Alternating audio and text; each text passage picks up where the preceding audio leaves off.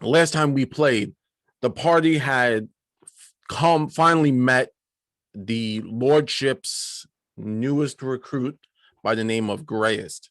This was a man who had survived an encounter with the lordship and was brought to Habe's sanatorium.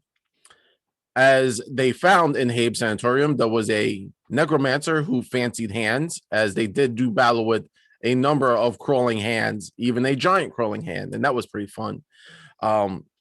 Grayest was let out and tried to convince Rain to go see the lordship. Rain agreed, seeing that it was probably the best plan, best move. And as they were going, Rain asked, "Oh no, thank you for the donations, friends." As Rain was agreeing, sorry, that threw me for a loop right there. You guys are awesome. Everyone is super awesome, and I appreciate you. So, as Rain agreed, she did say she was hungry and should be fed. Grayest went upstairs and was acquiring food, and now they ran upstairs to save the other inmates from the crazy ghoul. Cassandra, Nexon, Marvolo, Collodi, and Rain did their best. And what is happening? Hero points to Marvolo and Rain. Awesome. Thank you very much for that. And they finally destroyed and stopped the malevolent Grayest. As Grayest was dying in Rain's arm, he finally came to, his soul left, and Cassandra, still with her ability, her oracle ability to see the spirits of the dead, now sees standing before her next to the body of himself and Rain cradling him, is what Grayest would look like. A young man, shaggy brown hair, a tunic, worn boots, and he's standing there looking sullen.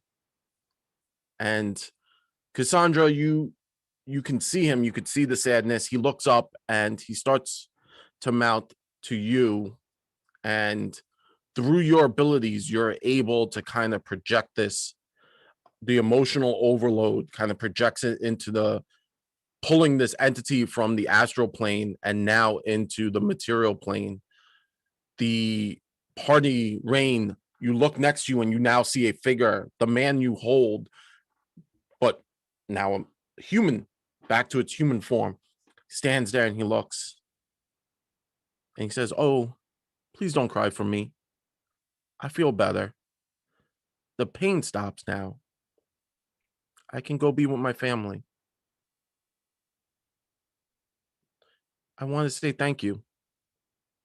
The madness that was in my blood made me do horrible things. I appreciate your help. Please forgive my transactions. I didn't mean to hurt anyone. His lordship is dangerous. A madman out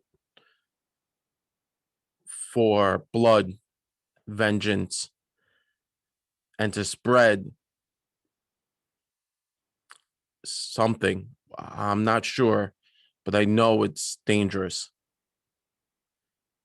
He seems fascinated by you, and he kind of puts his hand on your shoulder, Rain, but you can't feel anything because it's a ghost. And please be careful. Don't trust him. He is a liar. We trusted him, and look at what he's done. You're good people.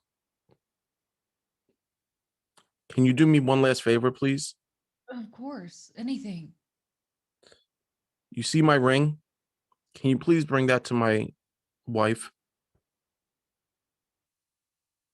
Yeah. Yes, we will.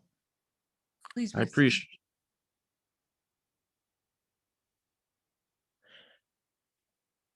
As he looks at you at the party, kind of nods to everyone. This is okay. I'll be okay now. Thank you all. And he fades.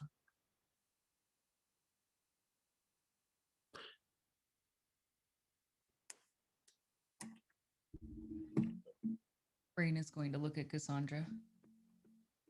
You released him, didn't you? I guess we all did. Sometimes at that point, death is the only release. He was. I think it's best to think that he was already dead when he transformed into a ghoul, because even though the soul is there, it's more of a passenger to the madness. Oh, you're right. You're right.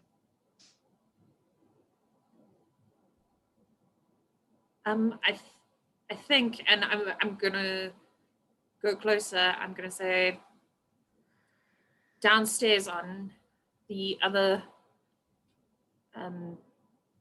shades that I've been seeing, they revealed that they had the 7-pointed rune on their foreheads. So I wonder if all these inmates had given themselves willingly, because even Grace here has mentioned, he trusted the lordship initially. So perhaps we should look at the ones who are still alive, if they have that rune. Also, one of the shades, Cerelia, I don't know if anyone, she had mentioned the manor. Checking my notes. Give me a moment. There's a lot of notes. All the notes. All the notes. I'm just seeing it. Basement is a mess because there was a fire. Right. No, you're right. We should look around. We should ask questions.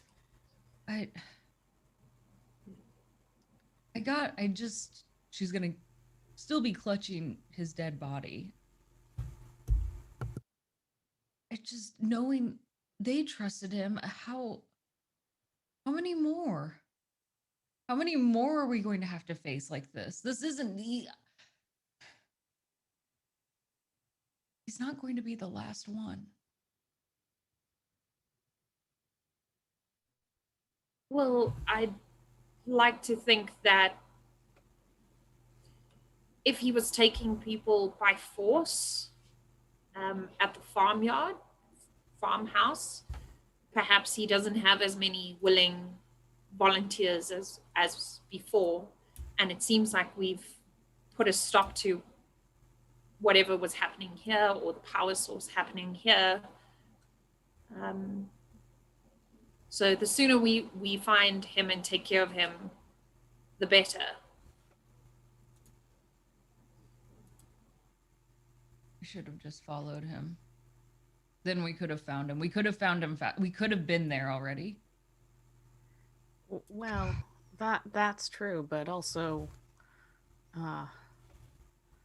maybe it's better to go in with a little bit more information, so we're prepared. Yes, but how much information do we need to know? It's obviously he's raising the dead, and every time we wait a little bit longer, sure, maybe he's run out of people who trust him now, but now he's going to farms and places where he's taking anyone or anything, and every time he's reaching out to me, and if I should have just responded, she's gonna keep cradling him, look down, like maybe there won't be more like him. I think that's unfair to put this on yourself.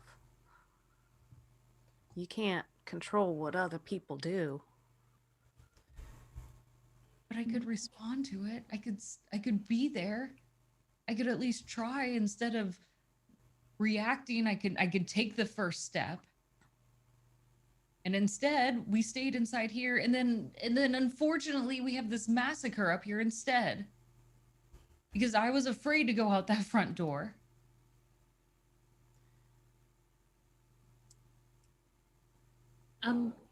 Rain, sorry, Joan. The bodies, the shades. Could I tell like if they were all recently killed or if this has been happening for a while?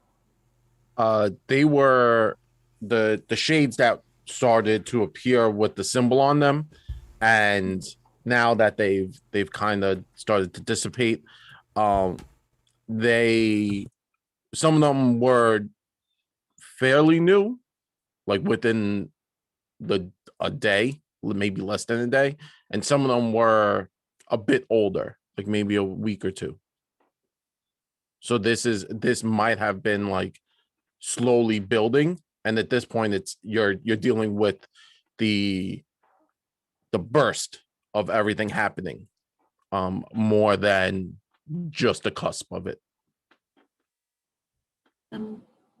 Rain, from the shades I've seen, yes, there have been notes addressed to you, but this has been going on for at least 2 weeks, and the notes are only, are only recent. So you definitely have a part to play, and we're here to help you and support you and protect you. But I think his lordship would have he would move on to the next idea or the next person. If a ghoul's shade tells you someone is mad, it says something.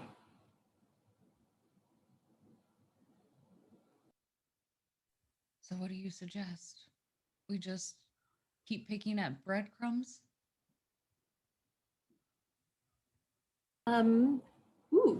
Can I use my necromancy boon to bring Cerelia into view, and then we can ask her questions?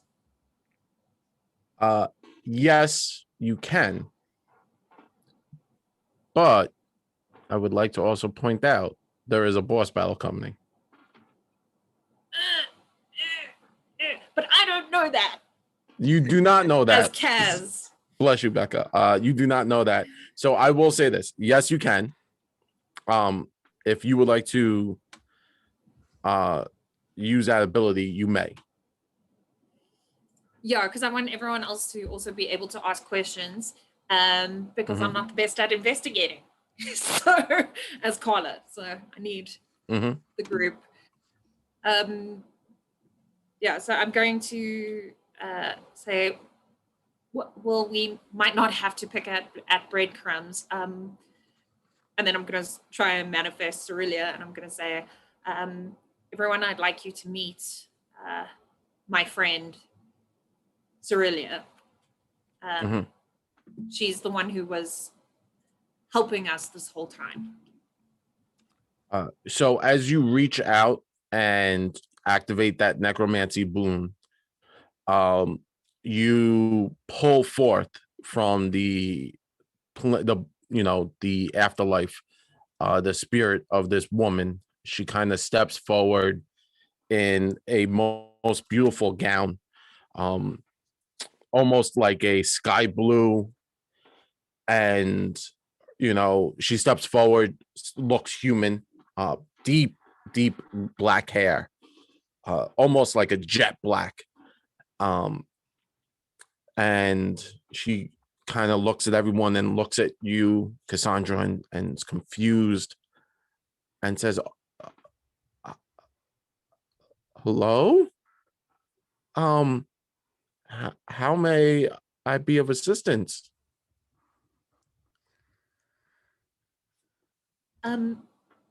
Cerelia, I will let you get to your rest finally, but we need your help to make sure this doesn't happen to more people.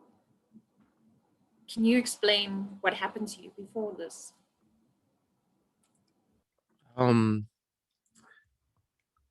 Sure. I'm sorry. It all starts to fade.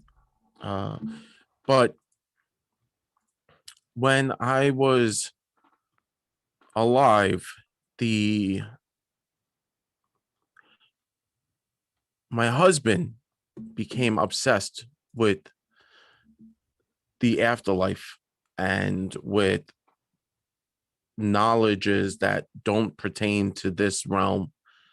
Um, he tried to bend nature to his whims and uh, control everything. He was a very controlling man. Um, he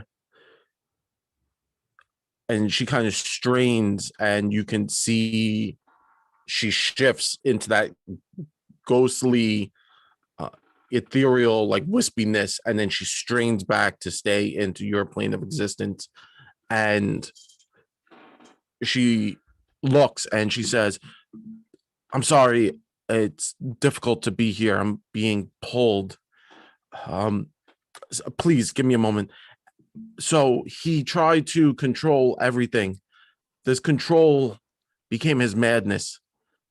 He he worked diligently night, day.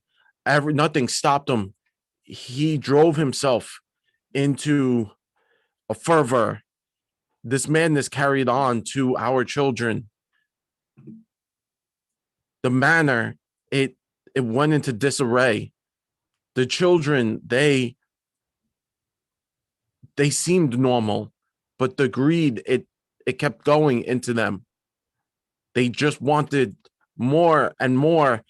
And she starts to fade again, and she's straining. She says, "I'm sorry. I What else may I help you with? It's hard to stay here." Where is your manor? Foxglove, the Foxglove Manor. And she strains and she goes, "I wish I knew where I was, but everything's a bit strange. We are near the coast. The manor is near the coast."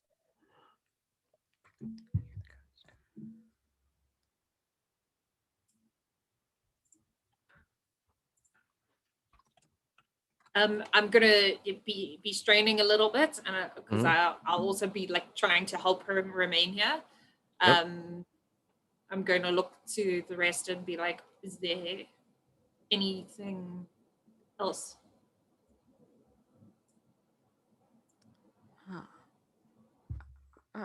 How did you pass away?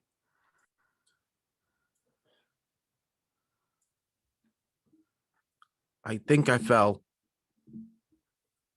or was pushed. I do not remember exactly.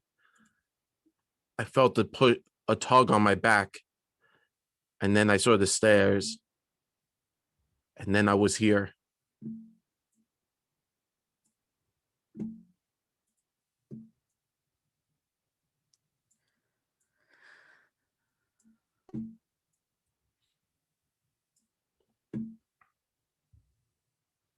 Uh, are your kids still alive?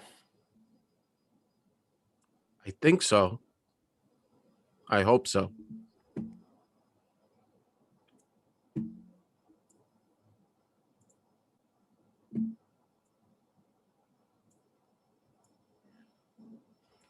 If no one else has any questions, I'm going to then, just before she goes, I'm going to give her a hug and I'm going to say, well, whatever happens, we'll look after your family and return them either to rest or to peace, whichever is necessary.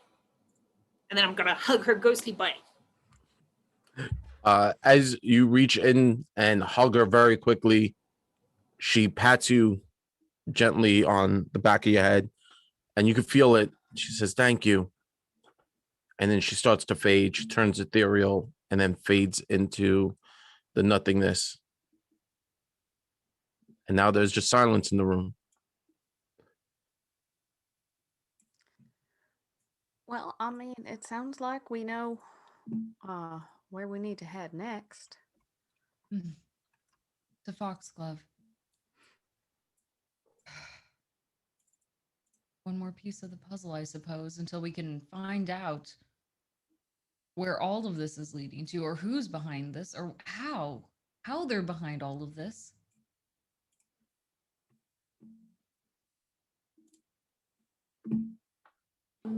I think we should try and get a message to the town to look after. There are still people alive in some of the cells, right? Yes, there are people, who are still alive for the most part. They are in need of help. This is a asylum, so they are not just not everyone here is evil, right? That's kind of the thing. But yeah, But I mean, we can't just like open the doors and be like, be free. I mean, yeah, And we that we would also probably cause more conquer- problems. You don't need to and we be- can't go adventuring for a week and be like, who's feeding you? We'll be back. Feeding Don't you worry. water. It'll be fine. You guys be fine. Don't worry. Don't worry. No, I understand exactly. Malvolo has been kind of using this time to kind of ponder on these questions, including, of course, what is to become of the asylum with Habe's corruption, with the necromancer that we've defeated in the cells. He thinks to himself and he says, as much as I hate to admit it, Habe, the good doctor, is guilty of little more than corruption. Gold and treasure is definitely a strong motivator. But he seems to value his life among many other things.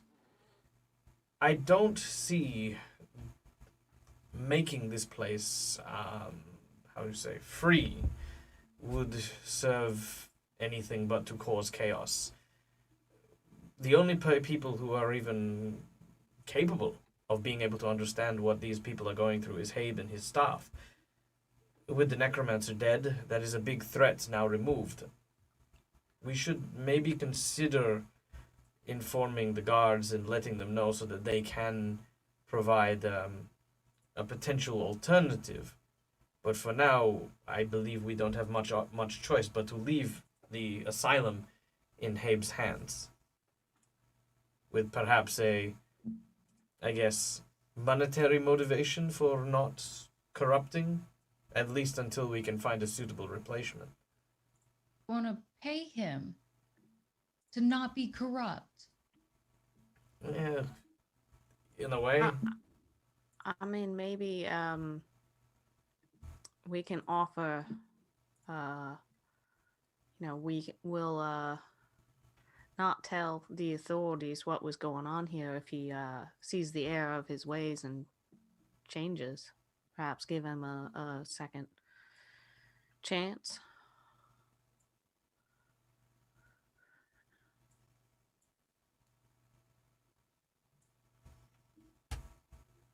And if he doesn't take it, that's on us, right?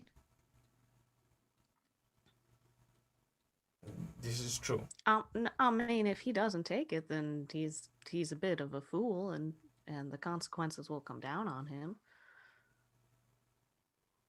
And then we'll have to come back and fix it. Yes. Preferably when we aren't dealing with mass murderers and zombies and ghouls and all the other things that are going bump in the night. It is not ideal, I agree, but of all of the decisions right now, it is the only one we can count on, at least for the short term.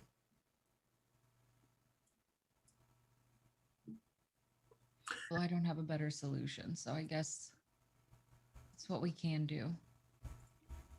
As you are all trying to figure out exactly what to do with the asylum, a low rumble starts to shake everything. At first, it kind of sounds like a large cart is going by, and suddenly from below below you on the first floor, there's now screaming as you can hear the Tiefling brothers and Habe yelling in a panic as the house begins to shake violently at this point, and you hear an explosion and a roar of a voice yelling out as if screaming in madness. It's just bestial, and it shakes. The roar itself shakes the floor beneath you, and you hear pounding on the floor. And this is what the chat has wanted. You all stand there, and you can now hear Habe screaming from below, "What have you done? It's out! The necromancer was keeping it safe. That's why he was here. Help! Help!" And then the house shakes some more, and you can hear screaming and now glass being shattered. What would the party like to do? We're on the second story, right? You are on the second floor. There's a staircase. There is a staircase right behind you. Okay. I'll take the staircase down. I'm just gonna rampage. I'm gonna get up. Yeah. and just Yeah, run I'm gonna follow. Yeah. So Me coming. Me Judging too. by the screaming, can I just say I'm gonna go ahead and bring my shield up for this? Yeah, that's perfectly fine. That's Bad thing happening. yeah. So as everyone starts to rush down to the second floor, what you now see is a creature of immense size and just disgusting. It looks as if it's kind of put together by multiple different body parts. Its arm, a tentacle of maybe a squid, its leg, an elephant, a humanoid head, its stomach is agape with a mouth in it, and this creature is just rampaging, destroying everything around you.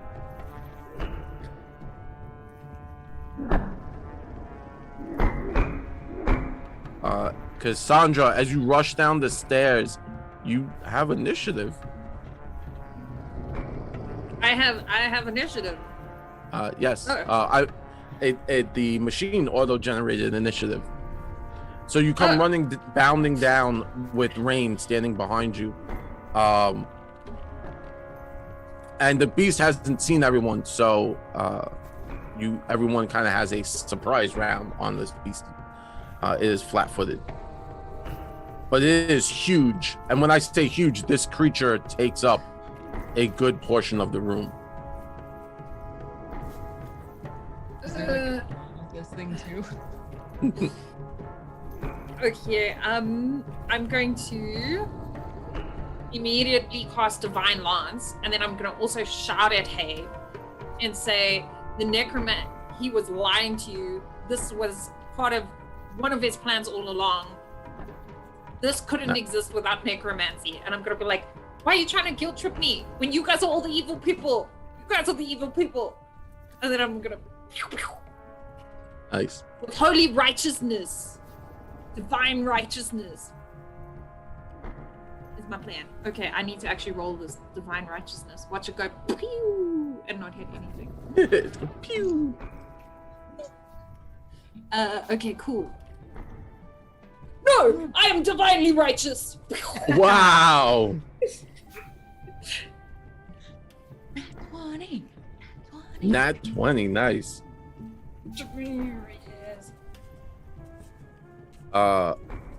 As you fire your divine lance upon it, and it deals a maximum of 11 damage.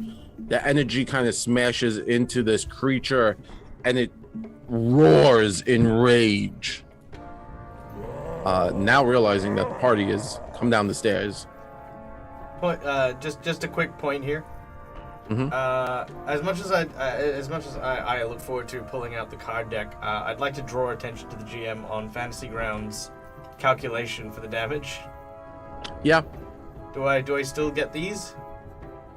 Yeah, you can still pull them. Yay.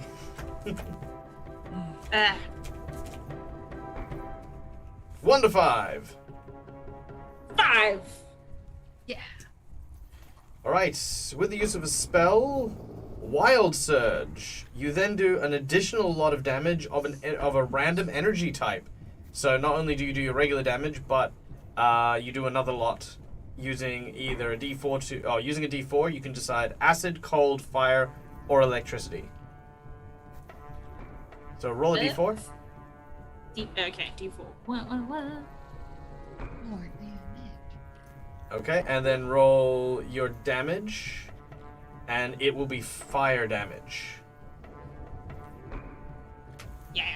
So it's 8 fire damage. Yes. Awesome. And that does deal damage to the beastie as it roars in pain as fire erupts around it. Rain, it is your go. I am terrified looking at this thing. I am going to. Pretty awesome. Yeah. Awesome, sure. If you're not on the fighting end of it, sure. Yeah, this is really great to see all of a sudden. I'm going to cast Tangle on this. Okay. Is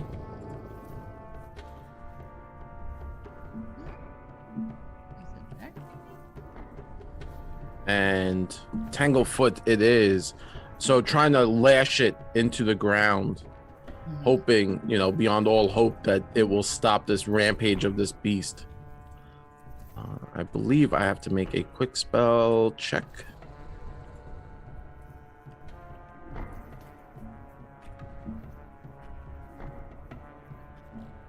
No, it just it's a roll to hit. So if you want to roll it on the beast, Tanglefoot, let's see. But it is flat-footed, so I don't know why that didn't pop up. The flat-footed, there we go.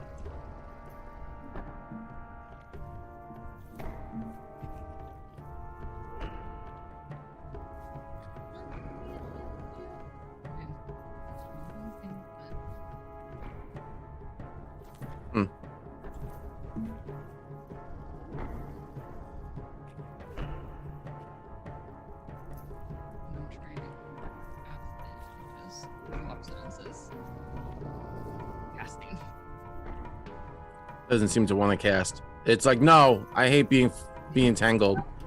Good try. It's like, nah, I'm cool. You cool? I'm cool. I'm cool. We're cool. The vines are there hanging out. Yeah. I don't see them. Well, no, not that right. This is being rude right now. Let's see. It's like, nah, I'm cool. Don't worry about it. I'm just absolutely terrified in this instant of a golem. It's like, nah, I'm not gonna roll to attack. It's fine. We can fix this. We'll make this happen. What is happening here? Wisdom is +3, and this thing is probably because it's got 3 heads. yeah, it has a number of heads. That's the problem.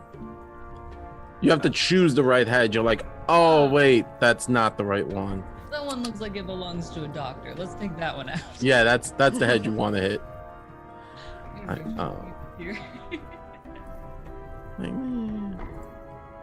I do not understand why.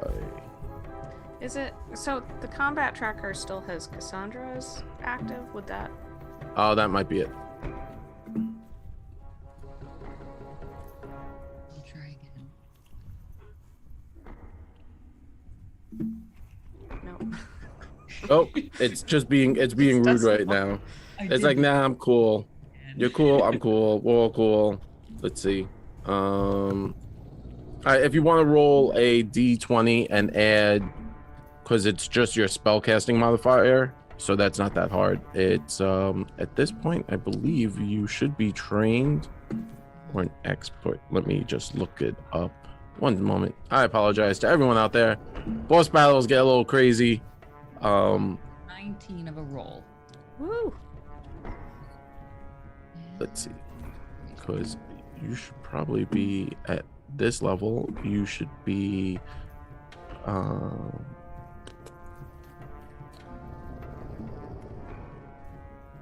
as a caster.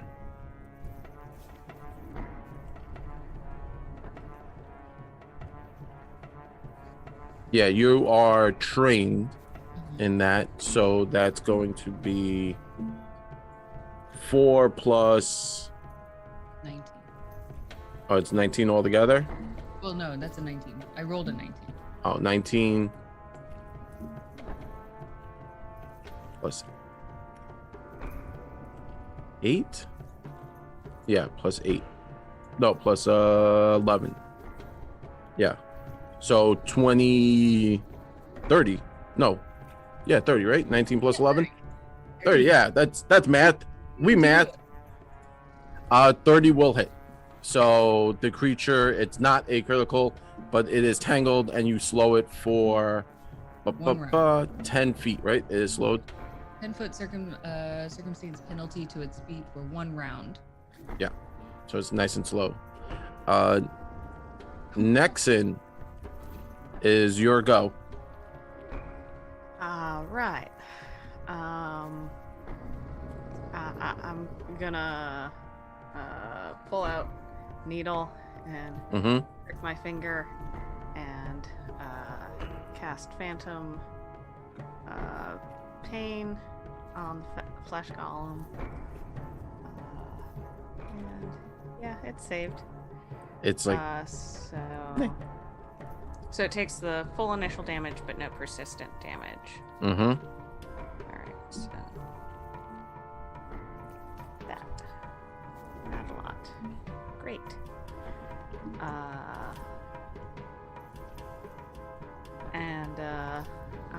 I'm going to look over at Rain and just say, fate is on our side. Nudge fate. just, we're really hoping for this one.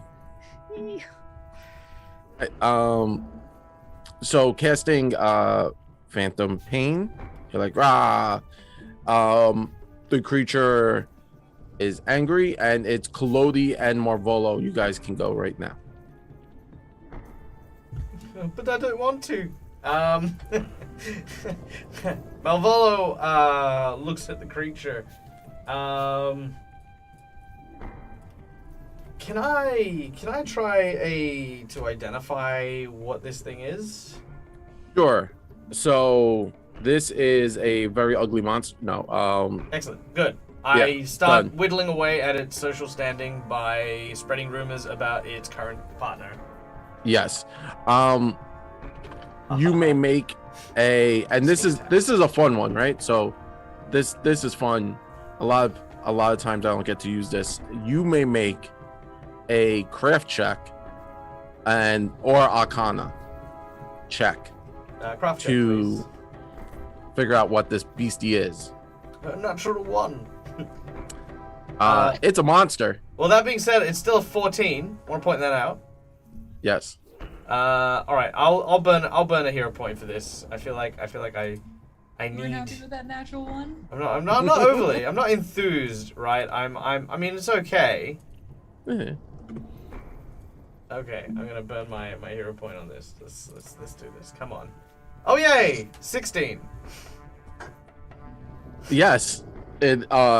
So as you look at this, you kind of look at trying to figure out what it is. You now realize that this is probably a flesh golem made of odd scraps of skin and muscle. A flesh golem is a grotesque parody of life.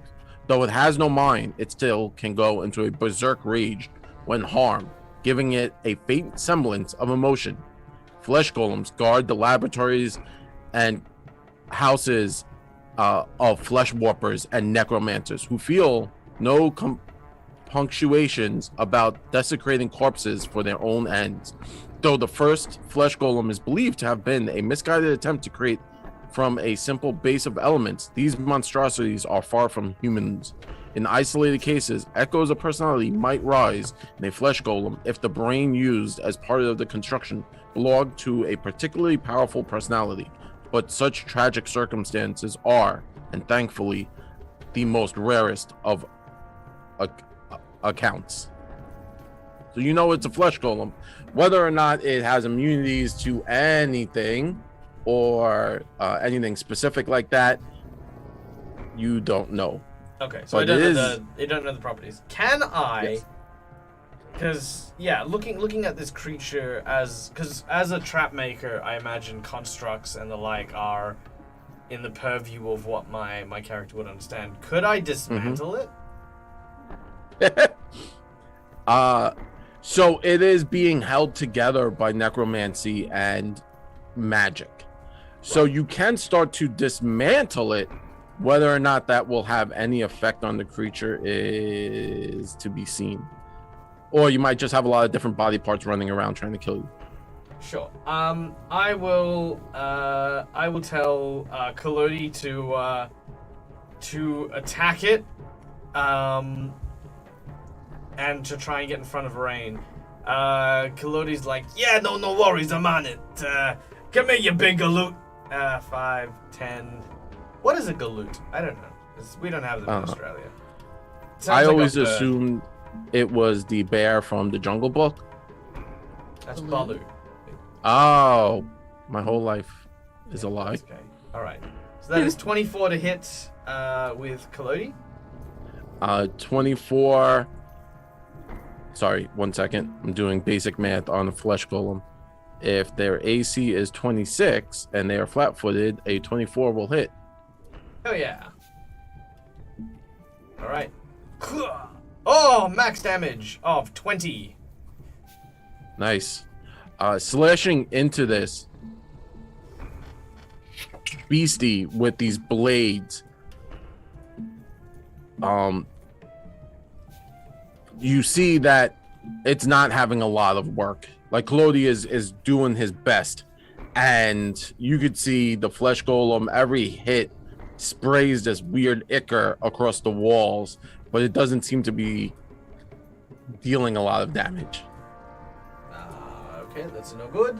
I'm going to attempt. Sorry, I need to check on my stats on this.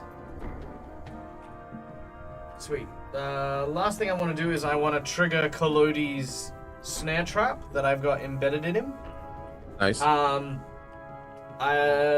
need a reflex save from the golem. Target number is 17. As Kalodi's body just suddenly erupts in large spikes. Nice. All right. Let's see how reflexive this golem is. Bloop. I rolled a 16, so it's not. But you deal 8 points of damage to him, correct? Correct. So 8 points of piercing damage as the spikes just shoot out from his body. Nice. And now at the end of Kalodi's turn, I would like everyone to roll initiative to reset the tracker. And this is the actual initiative because everyone got to go on their sneak attack round. Ugh.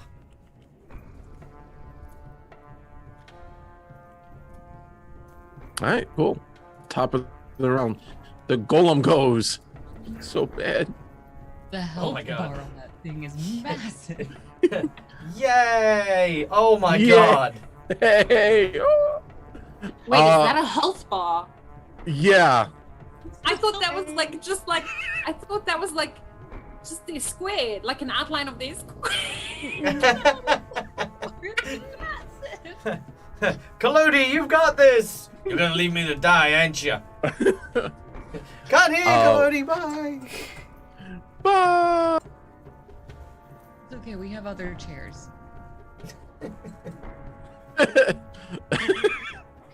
Well, it is a boss battle. Don't give it that. Yeah, this is the boss battle. So the golem will reach out, turning and slamming Kalodi with its large tentacle, and first attack will hit Kalodi. Oh, good. Oh, damn. So that as second action, it will Jesus. take. Yeah, it's going to stand now, like fully come out of this hole that it was climbing up into, and it finally stands. And next, it will roar in rage and move over here, and that will end its go. Does it get a critical card? Oh, does it get a critical card? Sure. We do bosses get critical cards? I would like to leave that up to the party at this point. Would you allow that, or do you want to say nay? Everyone's kind of shrugging. I see Dawn's like, I'm not gonna say no, but Look, I'm happy with as long as it only gets one per combat. That's okay for me. Okay, yeah. Mostly because it hit Kalodi, and I'm like, Kalodi, big deal. sure. I'll take the critical card on Kalodi. All right. 1 to 5. 3. All right. Hit with a physical attack. Yes. Armor Dent does the exact same damage to my armor, ignoring hardness. Kalodi isn't wearing armor, so yeah. Yeah, Kalodi has no armor. I imagine he might just have the broken condition then, as normal, as per Kalodi. As per usual. Yeah. He broke my puppet. Awesome. Yeah. Nexon, it is your turn. What would you like to do? Run. Nexon screams.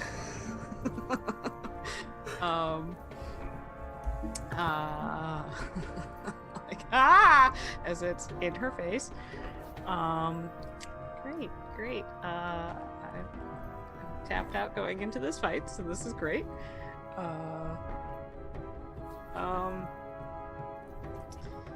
Yeah, I will,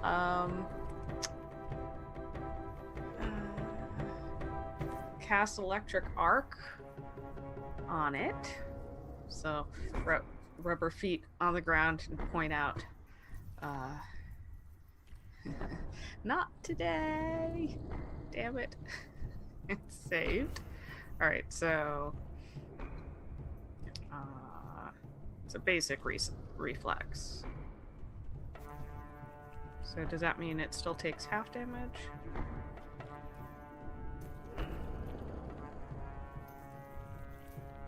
Sorry. Yes, it does. Okay. It usually takes a basic reflex does take half. But Nexon, as you summon this electricity and you fire it into this entity, you see that it swirls around the body and it kind of goes up into the mouth of this 3-headed beast. And you could see that it dissipates in its teeth. And it kind of creates like a weird smiley face at you. You can see all of its teeth are made out of copper, and it's eating the electricity. And you might not want to do that again. That was a bad idea. And I am going to I'm just gonna cast shield on myself. So and just kind of try and make myself look smaller. Not a problem.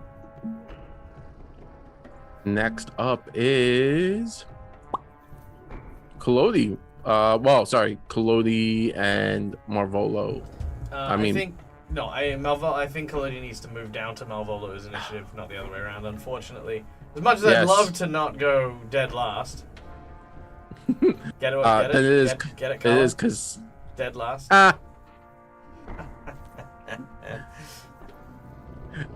Cassandra, what would you like to do? Did I see if Divine Lance did anything? As you fired the energy of the Divine Lance into this beastie, you realized that it seems to... The magic doesn't seem to be doing a lot of magic to it.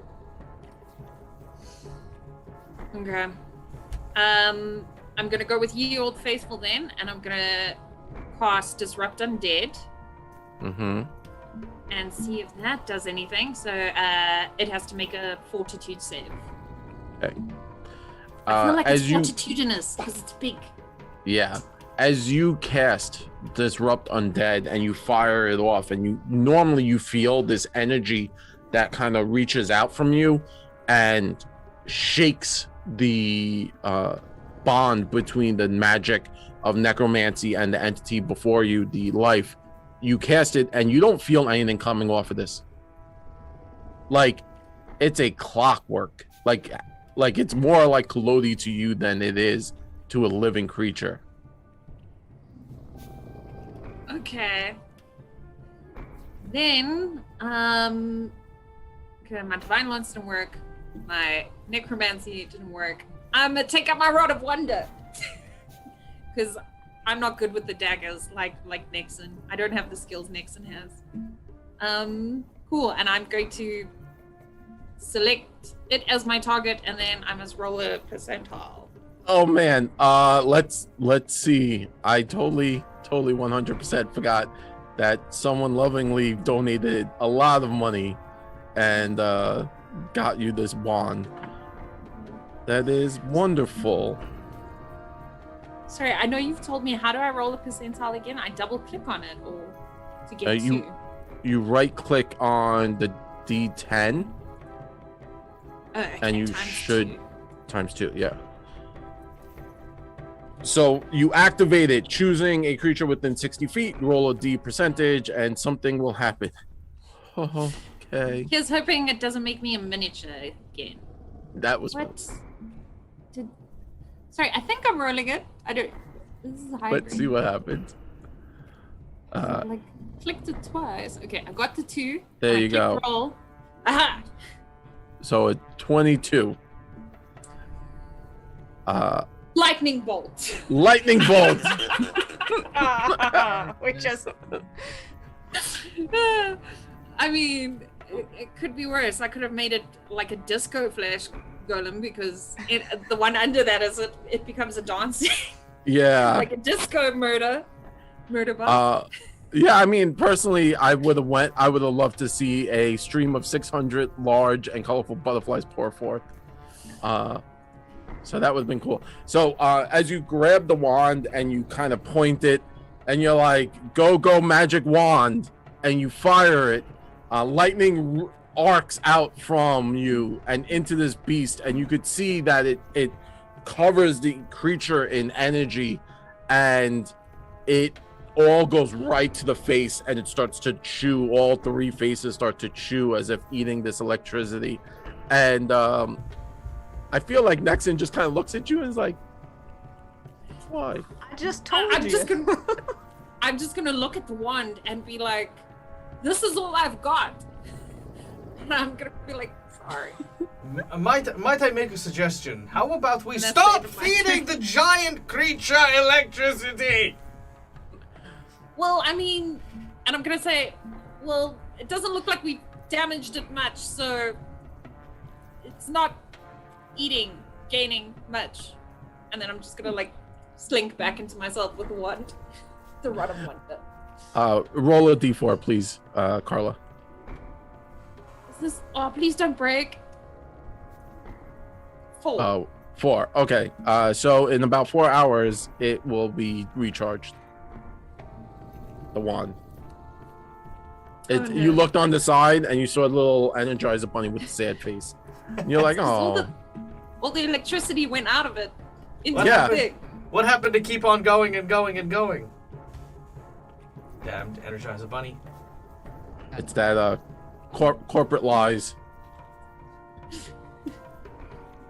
Next up is our one and only Rain. Rain, you see this abomination, and yeah, what would you like to do? No, I'm just kidding. I leave. I leave and I never come back. I'll never come back.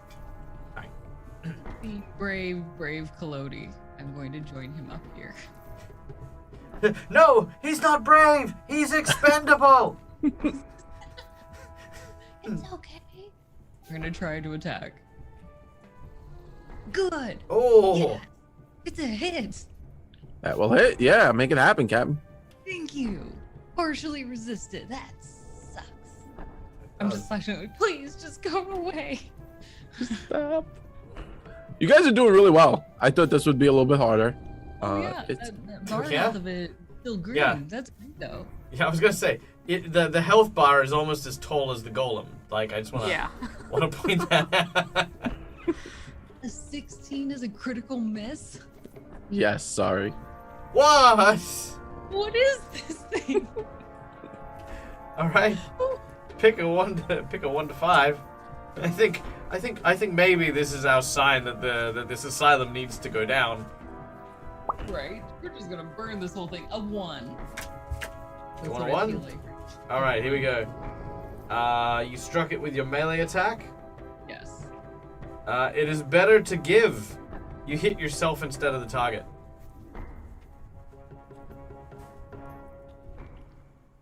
Cool.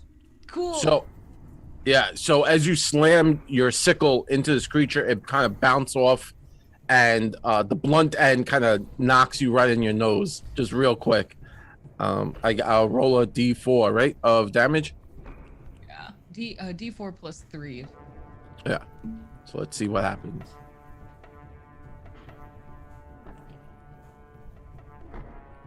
Please.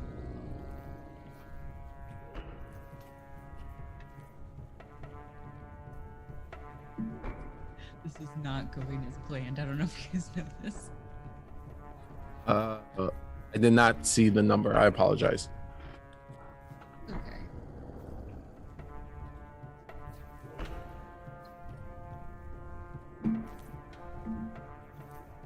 Is it?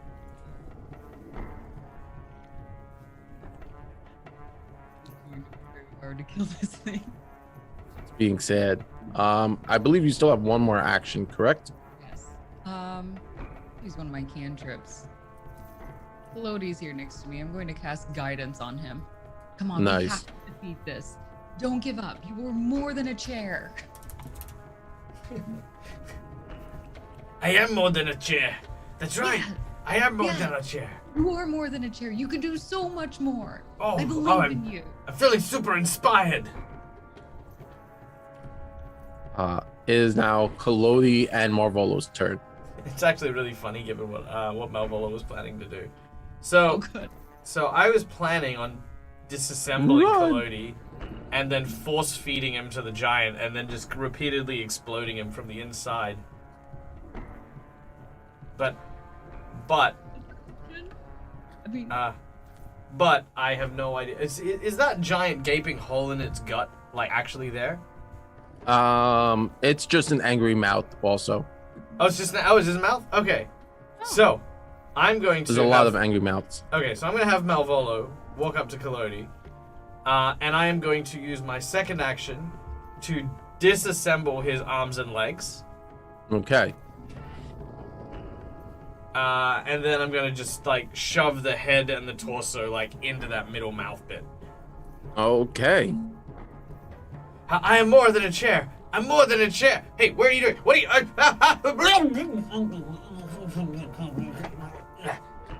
God, these insufferable. Get there.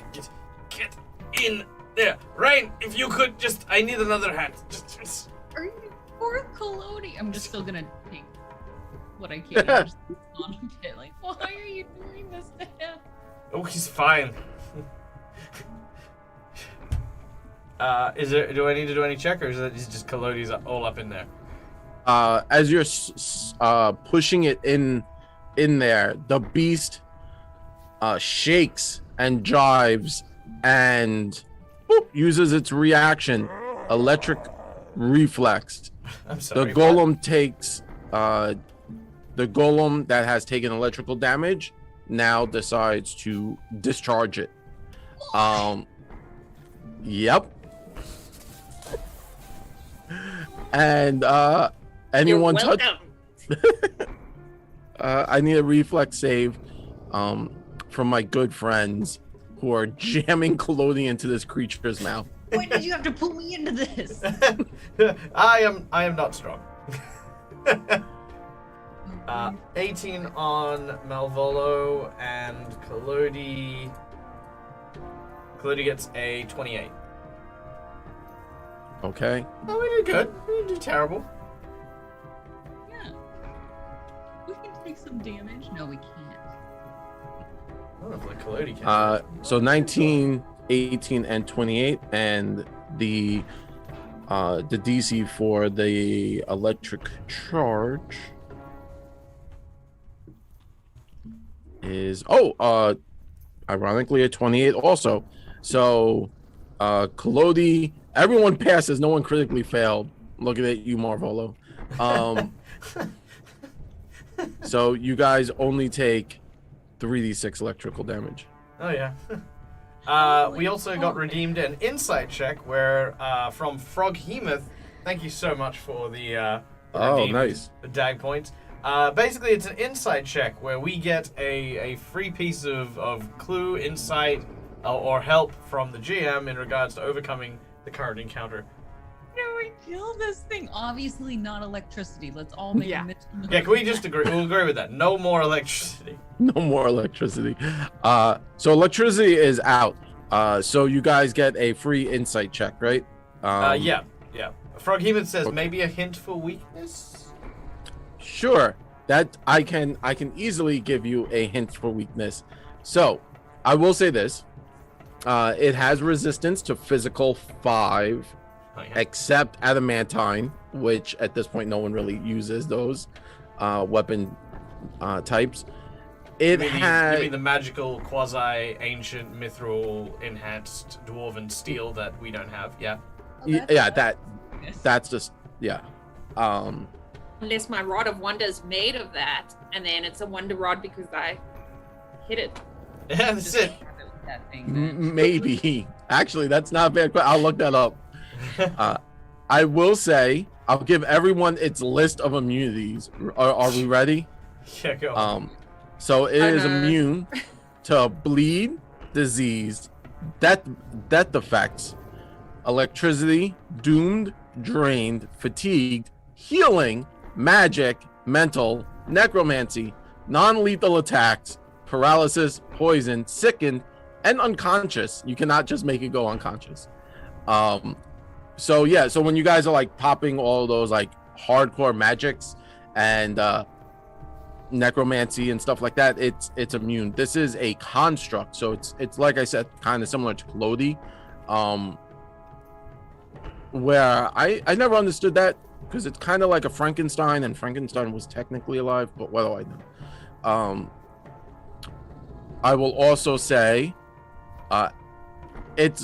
this fight will be very similar to one of those JRPGs where there is a second form. Oh, good. Oh. Excellent. You have not even seen my final form. Yeah, a little high five. That's better when it's for us, not No, for the. It is. All right. So I hope that helped everyone a little bit more. Basically, everything. If you ever wanted to do anything, It did. I mean, up until that point, I didn't even remotely have the fear of Jared in me, but I guess now I do. So, hurrah. That's okay. and That's remember, I want to say thank you to our amazing chat for allowing me to play this out. I appreciate every one of you. We should have just Well- jumped out the second story window and ran away. Well, the plus side is Kalodi's explosions are not magical. Yes. And I didn't hear Oh. fire in that immunity either. I believe we are. Yeah, fire was not in there, and now we all shift. We do the dance, and we're back.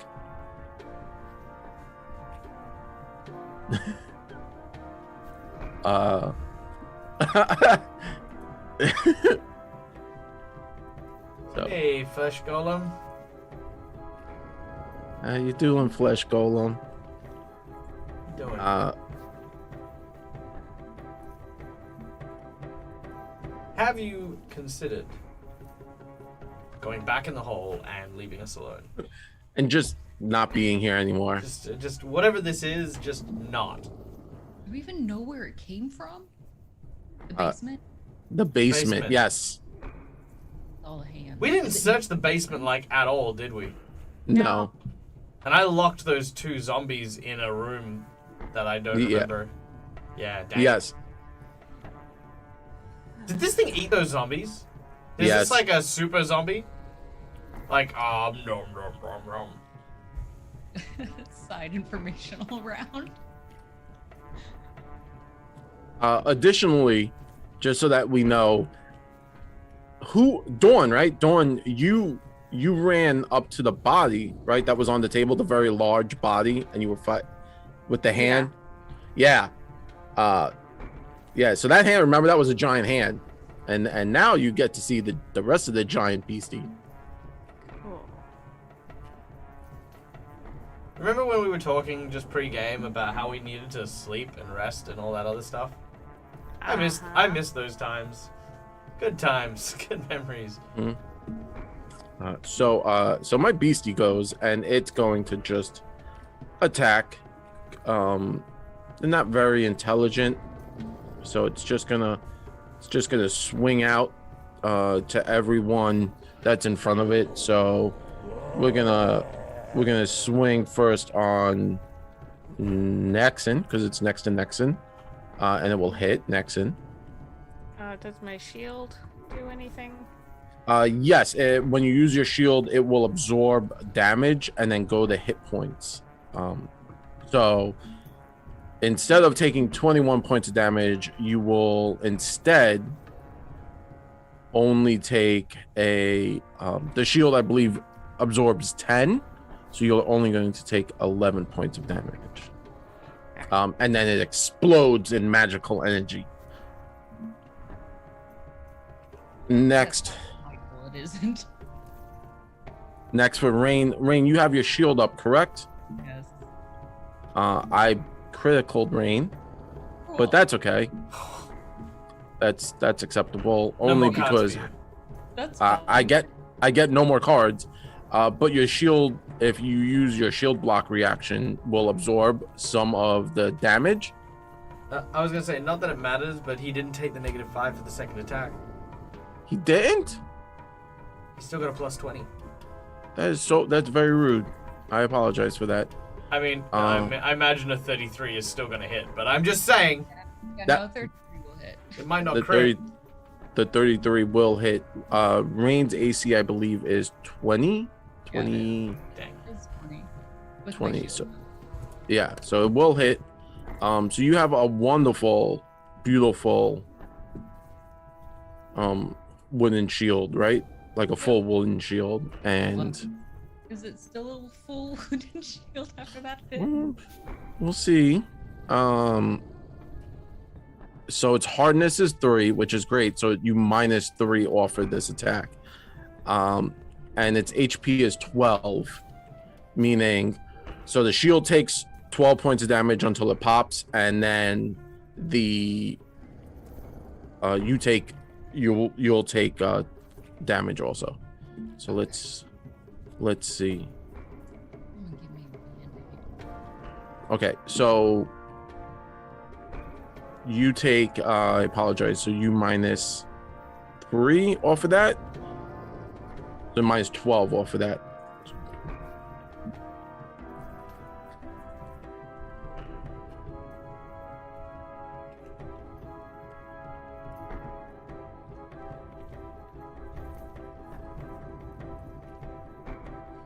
And then I got, and then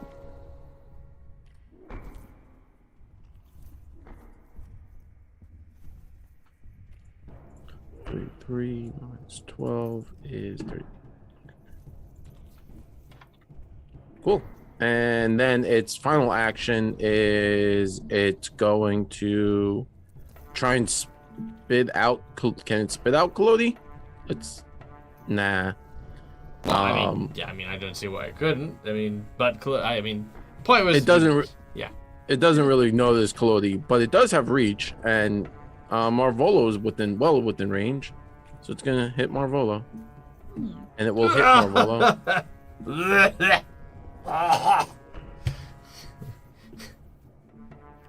And it deals damage to Marvolo. And Also, that's the end. Also, didn't take the negative 10. Yes. Why is that happening? I'm sorry. And I have 18 AC. So, a 20 would still hit me, but it wouldn't crit me. It would not crit you. Okay. So, you only take 6 points of damage instead of 14. No, I took 32 damage, so I'd take Oh. 16 damage. 16 points of damage. There you go. Yeah. So basically, its only chance of not hitting us is if it rolls in that one. Oh, good. Fantastic. Next, and it's your go. We love our audience, really. You guys are I awesome. love you guys. You guys are awesome. Jeez. Oh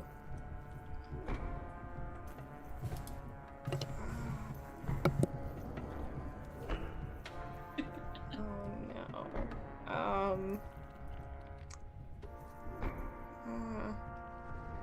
I'm gonna try. Nothing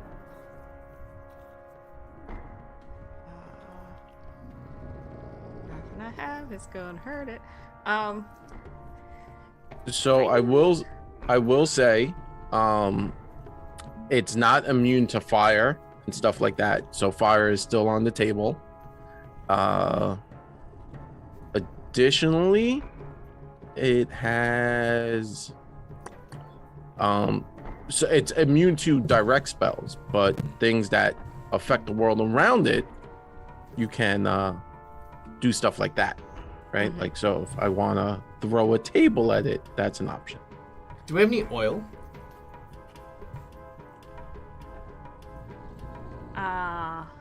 Right.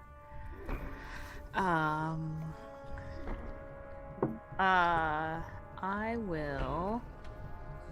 Can I? Hold on, I'm just checking something real quick. Yep, not a problem.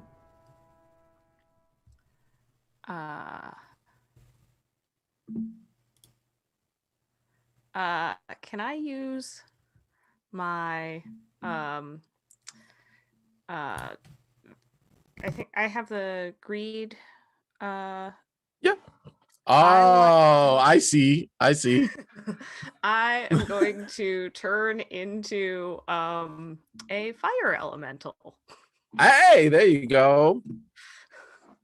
Sure, yeah. Yes. All right. Let me see if I could find you a fire elemental. Let's see. I'm sure there are tokens for it because I totally want to make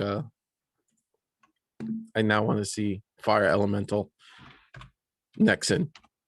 Oh, I got something. Oh, I got it. Right here. All right. Let's see if this works.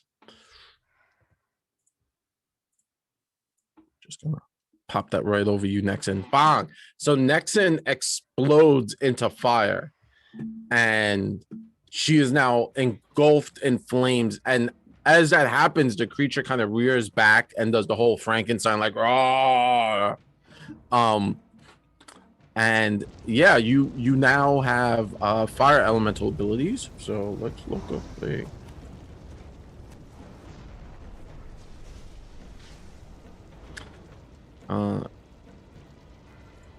cool. I actually found the exact creature that you look like in the bestiary. So we're gonna say all your melee attacks are fire based, so they do 2d4 additional fire damage. Okay. And you naturally have the ability to throw fire, and it's 2d6 plus 3 fire, and that is that's a you could do that, but that's a ranged attack, so it would just be like a range, like when you throw your sling. Yeah, so I will go ahead and just make a couple of melee fire attacks. Yeah, so just roll like your dagger attack. Okay. And Yeah. So everyone, what you see is, oof. So Nexon, this is your first time being a fire elemental. So you're a little, trying to figure out your feet aren't really feet anymore. They're just swirling orbs, things of fire, tornadoes, and you're a little. I want to use a hero point to reroll that. Sure, not a problem. Let's try. You're not used to being tall. That's better, but not great. Yeah.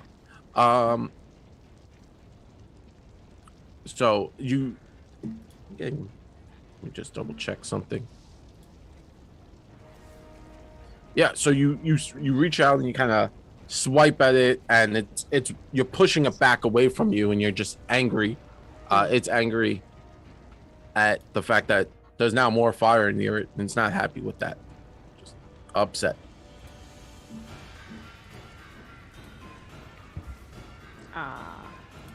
Yeah, and I'll can I just try and I'll get hug come here, give me a big fire. Yeah, you just want to touch it, reach out and touch it. Yeah. Yeah. So you grapple or yeah. Well, I in my head you're just trying to touch it, right? Just Yeah. lay hands on it. So it's not like you're trying to grab it. That's fine. You just roll 2d4 fire damage because it's huge. It'd be hard to miss it. Also, just to let everyone know that we have another insight check redeemed by Eric. Hello, Eric, otherwise known as Mr. Beardsley, good friend of the channel. Hi, Mr. Beardsley. In case we have more insight we could have. You may have more insight. So, as I was saying before, well, at a certain hit point threshold, the beast flies into a rage. And the when it's in this berserk form, it does way more damage and becomes way more aggressive, and it has that ability. Now the golem anti-magic is harmed by fire, and cold still works on this. You could probably mess it up with cold spells. So cold still works and fire still works. Now it is healed by electricity, as it does eat the electricity. It does gain, I will say, 2d4 hit points every time someone hits it with electricity. So it's good that you guys figured out not to do that anymore. So that's still on the docket. The rage is kind of bad. That's the thing you want to watch out for. And let me see. If it does bite you with one of its many heads, faces, there is a possibility of contracting some form of disease. All right. But it has yet to bite, so that's a thing. So yeah. But it's okay because it is Cassandra's turn. Okay, that insight check actually helps because it's changed what I'm gonna do. Okay, I'm gonna cast Chill Touch. Nice.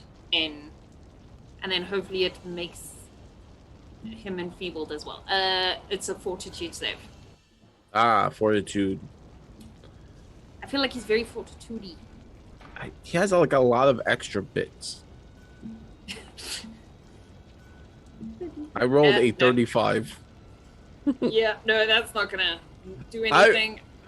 I've never rolled these numbers ever in my entire life. These are awesome high numbers. Okay, then with that, I'm going to just cast Guidance on Rain. Nice. I'm gonna, from the back, I'm gonna be like, "You got this," because I have done nothing. I'm like, "You got this." I'm gonna lean away from Nixon. I'm like, "That's cool," because I don't want to catch fire. And it is now Rain's go. Rain, what would you like to do? I'm still contemplating running away, but For now, I would like to move. Can I flip this table up and use it as a barrier to hide behind it? Attack my- Yeah, 100%. Yeah, not a problem. Yeah. Flip it up so I can hide behind it after I'm done attacking. Will that take 2 actions? 1 to move, 1 to flip the table? Yeah, that's fine. Okay. Then from behind the table, I'm just gonna pop up and try to slash at it. Not a problem. Nice and simple at this point. All right, It's that's a- not bad. It's a miss. So you are like ducking, behind the table. You're slashing up at it. So what is cool is the table will grant you lesser cover. Okay, So that's pretty useful. that's good. Would a That's +1 help? No, a +1 would not help. I will tell you this, and I was not.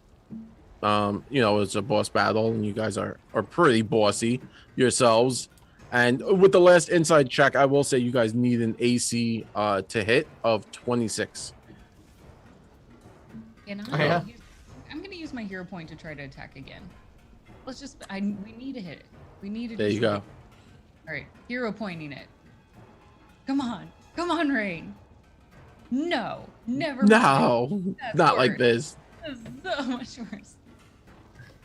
But you've already had a so critical miss card. So, I mean, Yes. there's that. It's not bad. Good. Oh yeah. We've already critically missed enough. It doesn't matter anymore. Exactly, Yeah. exactly. At some point or another, we become jaded to our own ineptitudes. Now Kalodi is inside the beastie with Marvolo, correct? Yes. Well, no. Malvolo's What? not. No. Hold on. Back up. Back up a little. Malvolo was definitely not inside it. 100%. Kalodi is, yeah. I wanted to actually ask a question. So as Rain is sort of flipping up the table, can Malvolo have like kind of grabbed onto the top of it so that he, sort of is almost launched? Sure, yeah. You could launch yourself as the monster. Okay, yeah. Okay, so I want to launch myself at the monster, and with Kalodi's arm, which is still in his hand, he wants to like sort of and try and stab it in the head. Okay, yeah. Is it flat-footed because it's not expecting a flying person? I'll give you the flat-footed condition. I will need it. Wait. I will hero point that. Because why not? I hope you can roll better than a 2. Well, you know. Maybe. Alright, come on. Yes! That Yes! hits. Wow, that hits. Yeah. Alright, can I use Kalodi's blade for that damage? Yes, you may. Alright. That is 15 damage, which gets reduced to 10 after the resistance. But I want to stab it right in his head. And then with my other 2 actions, from inside the puppet, inside the golem, I want to ignite Kalodi and set him on fire. And this is just for my friend Rock Protector. But Okay. as the flames explode, I want the fire to heat up the inside of the golem. And you watch as Kalodi's arm on the top of the head just suddenly go woof, and make a tiny little birthday candle just for him. Ah! The golem candle. Yeah, it's a little Or golem candle. Here you go. But Now blowing it out is Yeah. a lot harder, but I made my effort. Not a problem. So It needs to make a reflex save for my explode. yes, it does. Its insides. What level are we? We are level 5. Ooh, that means I've got the advanced one. I rolled a 20, so not that good. Okay, so that is... I think that's still fine against my... my saves. My save is... 9...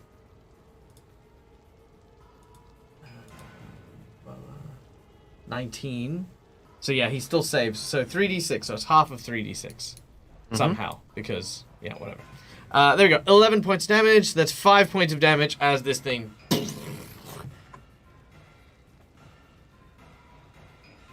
Got it. And Marvolo jumped off of a table, and we are now back to my turn.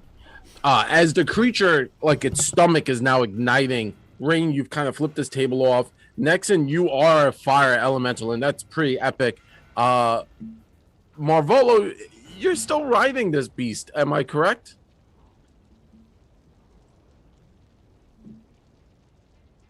You are muted, sir. That was fantastic hand gestures. Yeah, that was a lot of hand gestures. Very interesting. I feel like things went down just now.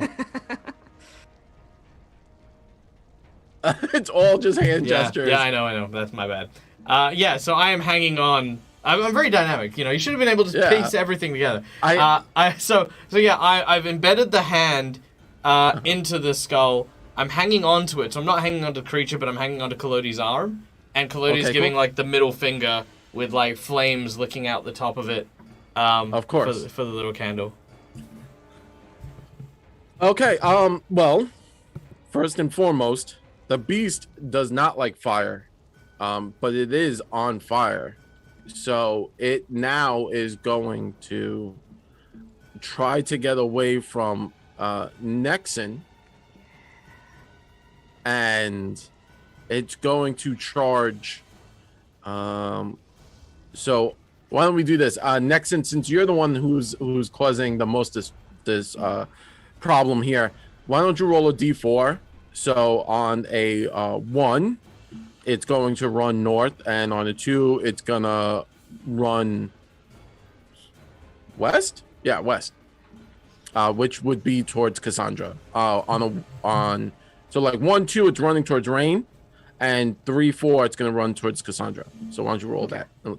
Let's see which way it runs. And while we're really doing that super quick, we have just been raided by none other than our good friend, the dreaded GM. G'day, mate. Oh. A couple of things. First of all, welcome to the channel, guys. If you haven't done so already, my name is Margo. I'm the Dead Aussie Gamer. This up here is Jared. He is a fantastic GM from Nothing Ventured, Nothing Gamed, and we are playing Pathfinder 2nd Edition, but we are playing Rise of the Runelords, which is a very famous 1st Edition campaign.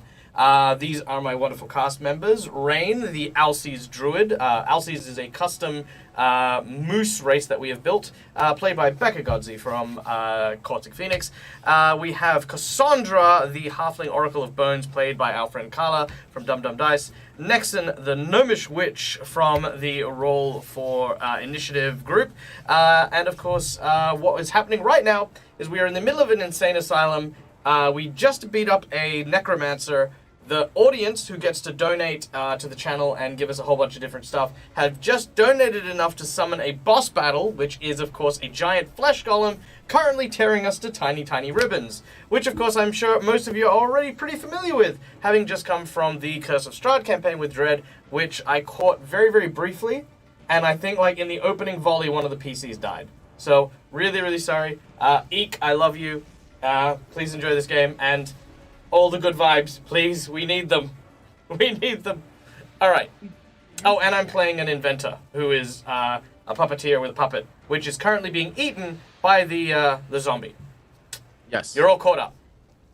Yes, that's exactly what happened. Yes, I apologize for everyone, because this is getting crazy. So the BC now terrified from Nexon. Nexon rolled a 1, meaning the BC is going to run at Rain and kind of trying to escape from Nexon. So it's going to charge forward.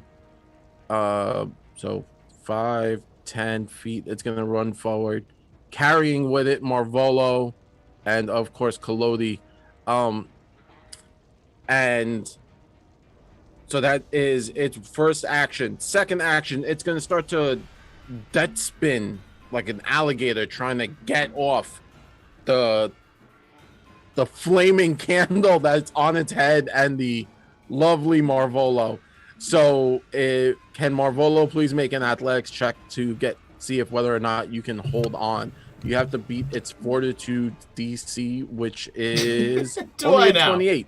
So let me get this straight. What you're asking me is why, while this giant zombie the size of a boulder rolls around like a lunatic. You're asking my inventor, my wizard, who I'd like to point out his most marketable skill is currently his ability to have recently learnt sewing from the gnomish witch, to hang on for dear life. I refuse. I would like instead to make an athletics check to throw myself as far away from this big bowl of death as I possibly can. Can I do this, Jared?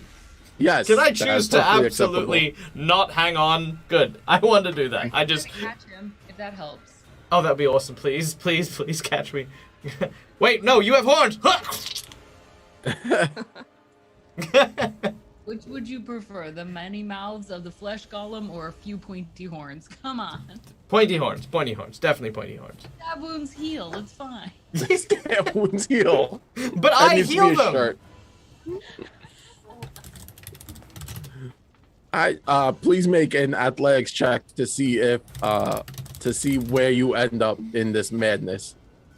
Okay, I guess. Here's my athletics check. My valiant +0. Ooh, Hey, there 18. you go. Hell yeah! So you get tossed off and into the loving arms of your Alcise as she's able to kind of like grab you as this beast is like just charging on fire, trying to get everything off. And now it's going to try and spit Collodi out because that's the thing. So Marvola, what is your craft DC? So just add 10 plus your crafting modifier and just tell me that number. 23. Okay, so it's now going to try and like upchuck Collodi. I'm not sure the exact skill upchuck would be. That moment where you realize in your GM history you need to figure out what DC you require for throwing up a giant puppet wedged in the stomach of a golem. Yeah. I mean, would it be like a constitution? Yeah, That's how you get rid of Constitution. sickness. Yeah. So we'll go with that. I appreciate that. So we'll just see what happens here.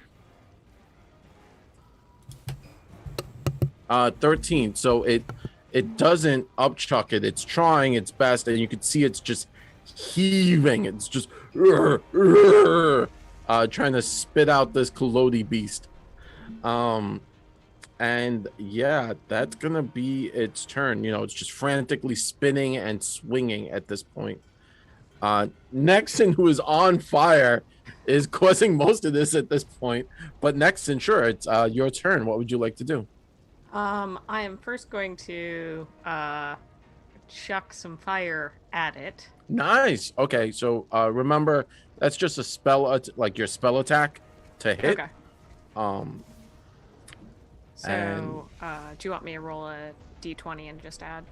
Yeah. Okay. And that's just going to be 2d6 plus 3 fire if it hits. A natural 20. Nice. Yes! All right. So 4d6 plus 6. Roll it up.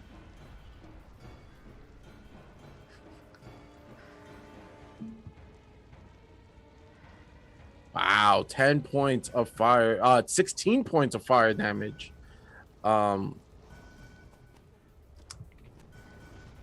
Awesome.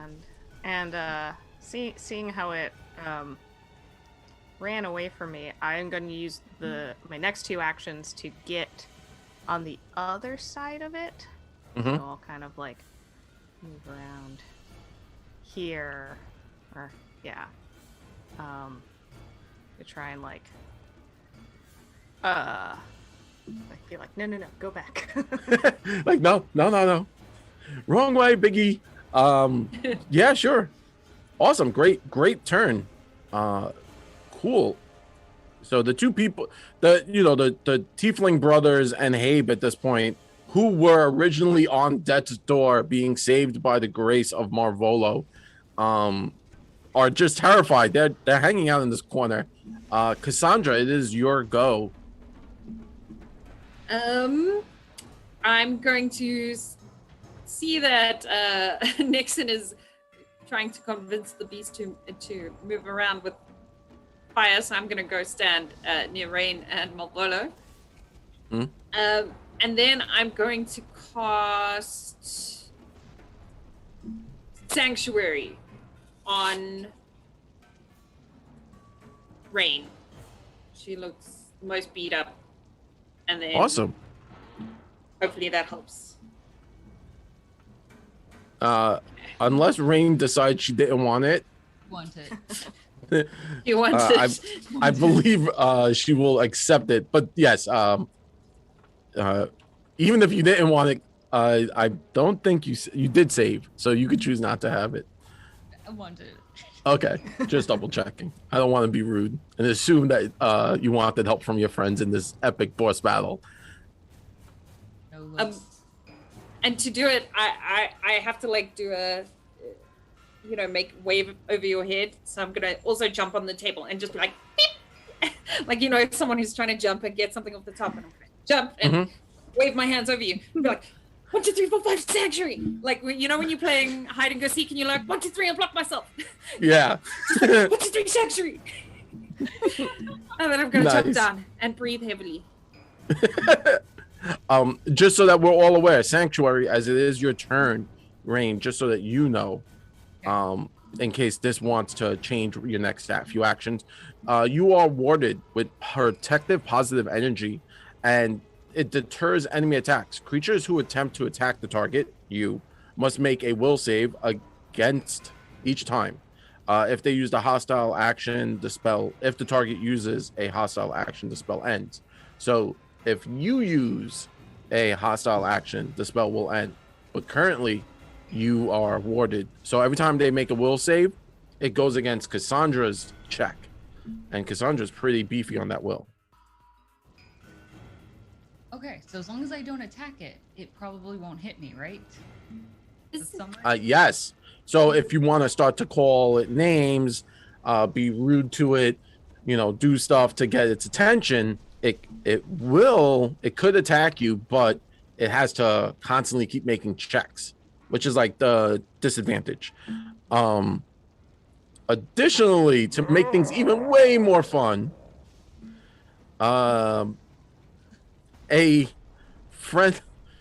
there is now a random PC that has now entered the arena. A half-elf alchemist has come stumbling down the stairs, kind of confused as to what's going on. And remember, there was a one more top layer, and it's now kind of just woken up by the sound of the chaos and the carnage. This half-elf alchemist kind of comes stumbling down the stairs, and so we're gonna give a very big shout out and thank you to McBluff, who claimed more DAG dollary dues to help us out of here with the and I want to point out, this I think is our biggest donation at second biggest, 10,000 DAG dollary dues for a wandering NPC to come and help the group. A chaotic good alchemist who uses fire and cold. Please be friendly towards the group, por favor. Yeah, that is what has been said. Thank you so much, dude. Much appreciated. For favors. Yes, so the Daggery Do dollars have been redeemed, and the audience things wants are us to live. Yeah, someone wants you guys to live, and that's appreciated, because I will be very honest, I'm not a big fan of like having to redo characters and stuff like that. I'm just not a fan of that. So it's always hard. You have to figure out why they're coming, and then everyone has to make believe, oh, who's this new person? I didn't see this person. So it's always a bit weird. But let me get their token. I have their token right here. So they come like wandering down the stairs, and then they kind of you could see them here in the background, and they see what's going on here, and they're just going to try and aid the party. I don't know how to. So Rain, this is what you see. You see this half elven alchemist kind of just show up, stumbling down the stairs, and it's like, what is going on? Just stay over there. It's a terrible beast. We're trying to deal with it, but if anything you can do, just do it from a distance. Don't get hurt. Okay? Oh, okay. Yeah, stay over there. You'll be safer. Did you guys let out the necromancer? Is that what's going on? We Here. made a mistake, but we're trying to fix it. Oh, okay.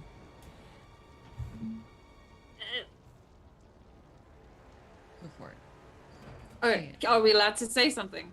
Yeah. You guys could Alright. could quickly talk to the alchemist who's now in the back. I'm gonna say, come here, because Nixon is trying to push him down. So I'm like, get out the way. Get out. We're trying to Come get here, it back come into here. the basement. Got Come it. here behind this table. So we're trying to get it back to the basement. Go back where you came from. Okay, so he's kind of standing there wandering around. He'll go after Marvolo. We'll just initiative him into after Marvolo. So it's still Rain's turn. Rain, what would you like to do? Okay, you know what? Let's try something. I'm gonna use my sin boon. Oh, Right. okay. Delusion, right? Correct? Mm-hmm. And the effects of it? Okay, so I'm seeing that it's terrified of the fire elemental that Nexon has become. I Yes. would like to create more illusions of Of the fire. fire elemental to help herd it back down into the basement and to create a barrier between the golem and our little friends up north. Okay. So as Rain, why don't you tell me what it looks like? So you're summoning this energy, this sin boon. It's this epic ability. So why don't you tell me and what it kind of looks like when you activate this boon of energy? Just absolutely terrified seeing these different individuals who I feel like could be potential victims that can't protect themselves in these spaces. She just closes her eyes and just sees the fire that Nexon had created and pictures it just duplicated, cloned again and again. And this almost aura of sense comes from her as she's just sensing this and shooting it over to where Nexon is, almost creating like a small clone army, as if not necessarily looking like it comes from Rain, but Nexon herself has duplicated across this space, creating a wall of Nexons on fire. Awesome. And I have that ability. So I'll start throwing them out here as that is happening. And hopefully this also means it's hard for the beast to find the true Nexon. Ooh, I like that. Yeah. You know, like the magic trick, you have to find the right one. Be afraid of the fire. Let's see. Can I get one closer to Nexon? There we go. Awesome. Cool. Yeah, so you do that and you still have one more action, right? So all that happens. What else? One more action. What would you like to do? Oh no, I hadn't thought that far. I'm sorry. Okay. It's okay. You know what? I'm gonna return the favor to Cassandra and I'm gonna cast guidance on her as well. We're just gonna trade guidance. Nice. You know, like at a Christmas party where you get each other like both $5 gift cards to each Yep. Let's get through this no matter what. We have to. We'll drive it back out into the basement and then we'll deal with it down there. At least it'll be in a smaller space. Yes. Oh, I'm sorry. That'll be it. Collodi Marvolo, what would you two like to do?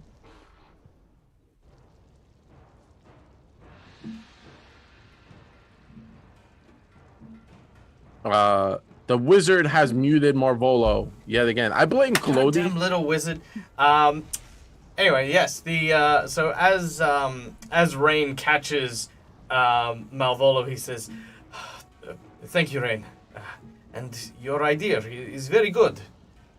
Maybe there's something I can do as well." And I'm going to burn my pride rune.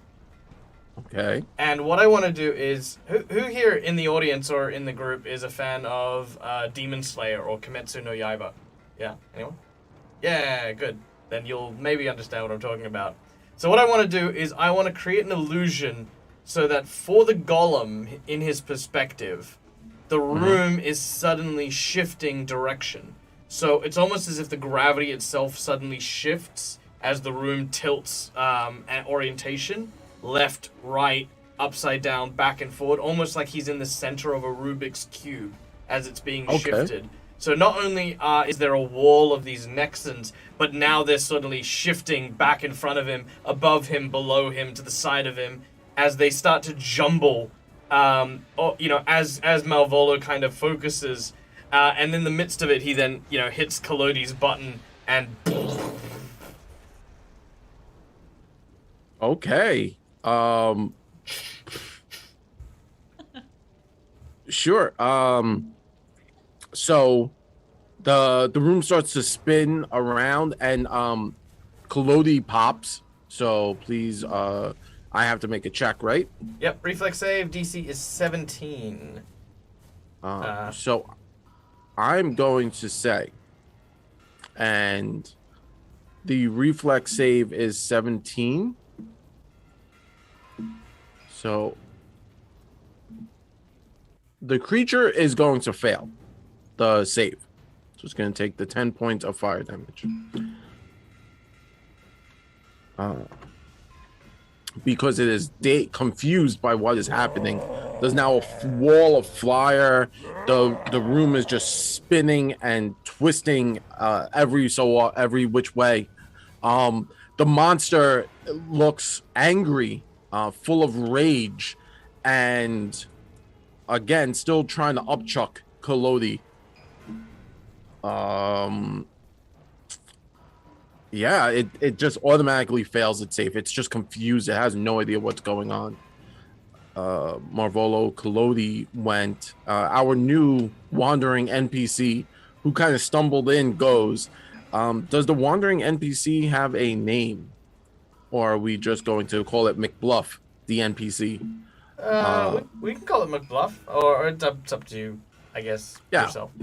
So the wandering NPC kind of rushes over next to Cassandra, being called that way, seeing everyone kind of yelling, and the wandering NPC is going to reach into their bag and pull out a alchemic bomb, and they are going to toss it. It is a frost vial, the moderate, so it has a +1 to attack, and it deals 2d6 cold. Is the golem flat-footed because of the disorientation? The golem is flat-footed. Oh yeah.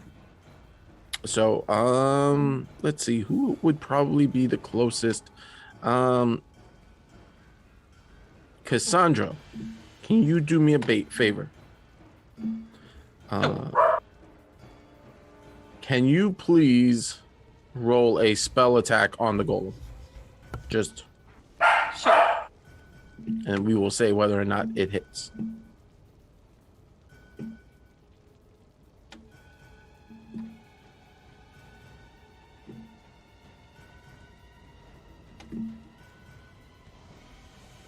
Oh, so sadly, it goes a little high, hits the ceiling. The golem, again, is still freaking out, but it's okay because the cool thing about alchemic bombs is there is splash damage, and it does 2 cold damage to the creature. Now, cold being one of the elements it does not enjoy.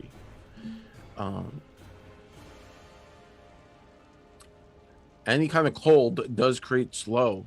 So the creature does gain the slowed condition, which is useful. So wandering NPC seems to be friendly.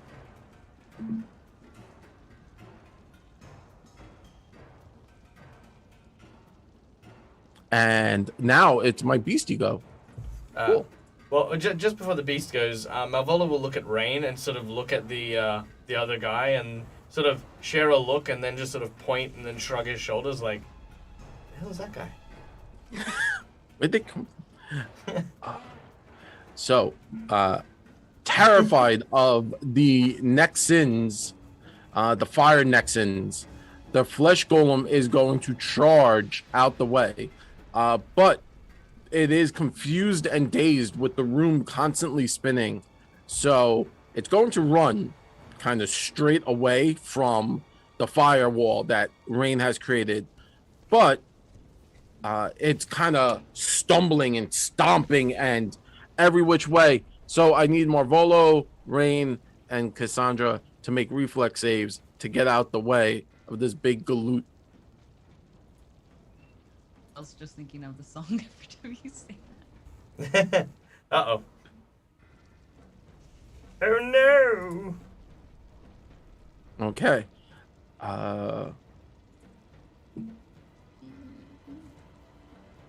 Not a problem. So as the creature kind of comes charging in your general direction, trying to escape the rain, the Nexans. So that's one action. It knocks Marvolo prone. So Marvolo, you're now knocked prone. And you don't take any damage. Rain, you got a 19. You two fall prone as it pushes you to the side. To bump that to a 20, will I be okay? Oh, yeah, that will keep you standing. Thank you. Does it count as it trying to attack Rain? No, it was more like it knocked the table and the table knocked into everyone. So it's just being rude. And now it's going to try and upchuck Kalodi again. Let's see if that works. 29. I believe that beats your DC, Marvolo. Yes. My DC is 23. Okay. So, Kalodi gets upchucked. How much of Kalodi's left in him? It's a head and a torso, really. Okay, so it upchucks Kalodi onto the floor, and that will be its turn because it is slowed 1, meaning it loses a action. So it's only 2 actions. Nexon, it is your go, all fiery, and you've kind of created this line, and you're keeping it away from everyone, running back and forth. I'm just gonna yell out, "Go back where you came from," and I'll throw another fire. Cool, make it happen. At it. Not so great. That probably plus 9, I think is my. Plus 9. 14, 15. Even if it's flat-footed, it's just a fail. Okay. That's fine. And then I will. Still got 2 more of those if you wish. Yeah, I'll try throwing one more. See if that does. So that's 23. That one will hit Okay. because of all the sin boons and stuff that have been launched onto this beastie.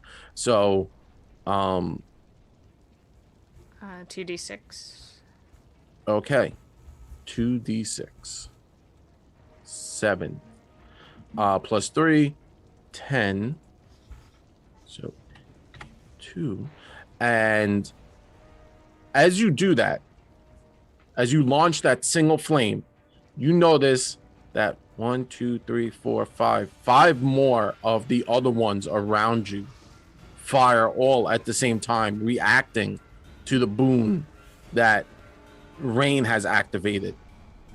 And all of them seem to fire illusionary fireballs at this beast.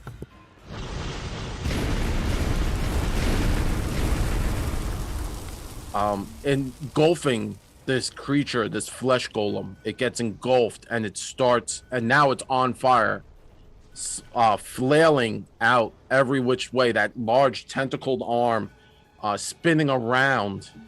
And I need Kalodi, Rain, Marvolo, Cassandra to all make a save, a reflex save, except for Rain, who I need to make a will to beat. Let's see. Okay. I failed my will save against Cassandra's save, but Marvolo and Kalodi have passed. So Collodi with no arms and legs sort of rolls out the way. He's just rolling on the floor. You'll never take me alive!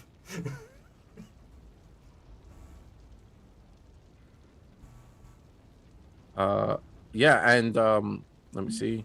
1, 2. So anyone who failed takes 6 points of fire damage. Anyone who passed takes 3 points of fire damage as that tentacle kind of swings around. The creature stumbles and stomps and falls back into the hole into the necromancer's lair, where there is an explosion that again rocks the building. Flames kind of sputter and shoot out of this area, and the flesh golem has been immobile. Basically destroyed with fire due to the fact of Nexon and Rain combining their sin boons on that attack. Can I do a very, very quick craft check to see if the building's going to stay up? That's a great, very quick craft check. So please make that check. 23?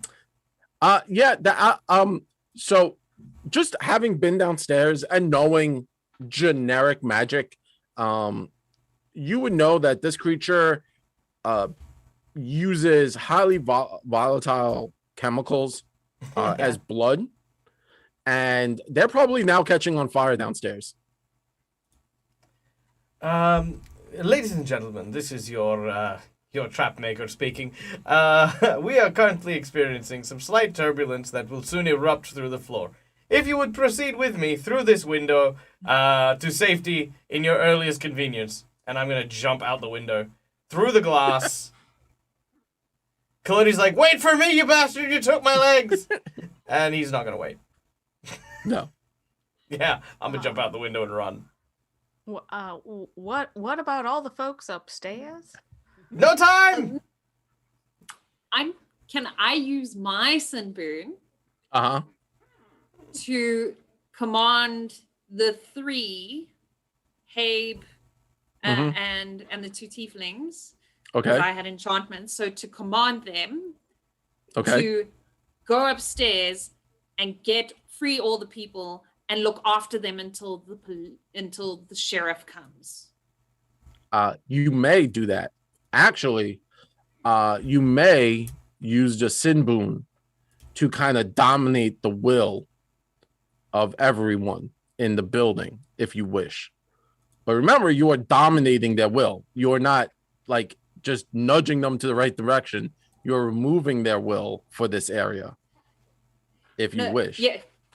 Yeah, I'll dominate the 3 because they're not good people. And I was like very unsure with this. Let's leave them with these people aligned with a very bad necromancer. Like, I have no time for. So I will dominate those 3. And then the people upstairs just be like, be ready to Okay, actually I might dominate slightly if perhaps their mental illness makes them not maybe act in their best interest at this time. Okay. Perhaps if they were afraid, then the domination will calm that fear so they can run. Sure. So everyone, as Marvolo literally jumps out of a window, stuntman style, Collodi's on the floor, like crawling towards the window. Nexon, Rain, everyone looking confused. McBluff, the alchemist, seeing Marvolo jump out the window, takes point and starts to run towards the window. And you could see, McBluff is going out this window also. So McBluff is going to jump with Marvolo and kind of go outside. So I guess you're my new teammate, huh? Cassandra. I'm gonna miss those other guys. Cassandra, you reach out with the sin boon and quickly, like tentacles of a squid, you start to reach out, and everyone could see these purpley tentacles coming off of you, ethereal purpley tentacles from your sin boon, and they reach into the heads of the 3 people on the floor in the room, and they all their eyes turn purple, right? Purpled over, and they're like, "Your will is our command, mistress." And then they start to like go up the stairs to help people. And Okay, I just make sure I say it out loud so that everyone can hear that my command was like, go save the people, not like, go pretend you're saving the people and then let's do evil things together. And I'm also going to add, and when the sheriff comes, you will pay for all your crimes. And they agree. They agree to that, and they start to run a rush upstairs with a fervor. And everyone now downstairs, you guys have a few moments to figure out what you would like to do. As you can see, the flames are now picking up, and you could start to see smoke kind of rising from the hole in the floor. Next, and you're still a fire elemental for a little bit.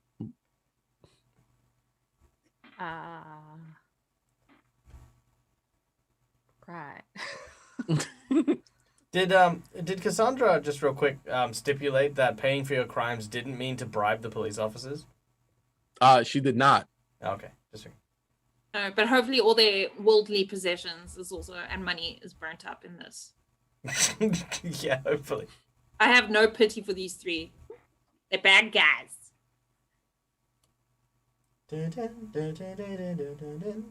Sorry. Can I actually like rush downstairs and see, like, do a quick check to see if there's like anything down in the basement that like seems important or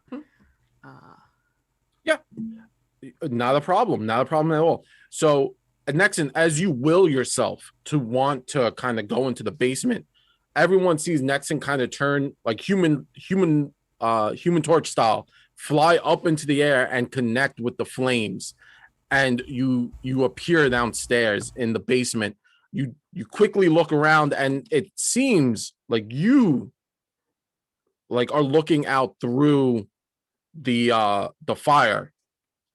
And as you look around through the fire, you have like almost a wide panoramic view. Think like IMAX.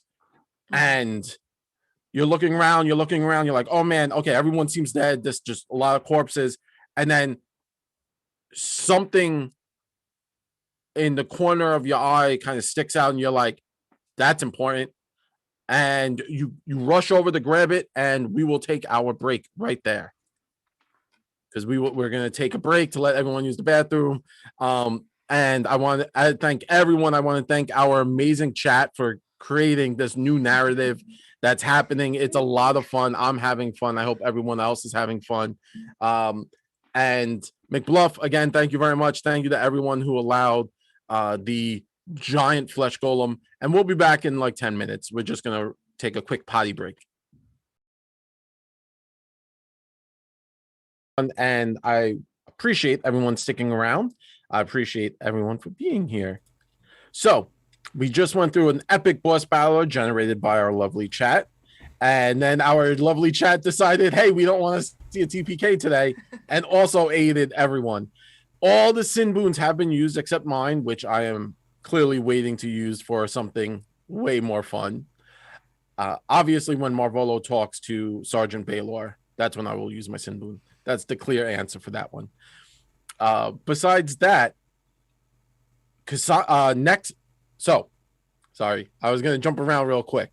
So, Marvolo has noticed that the flesh golem that was engulfed in fire by the combination of Rain and Nexon's sin boon has fallen back into its pit in which it was spawned from.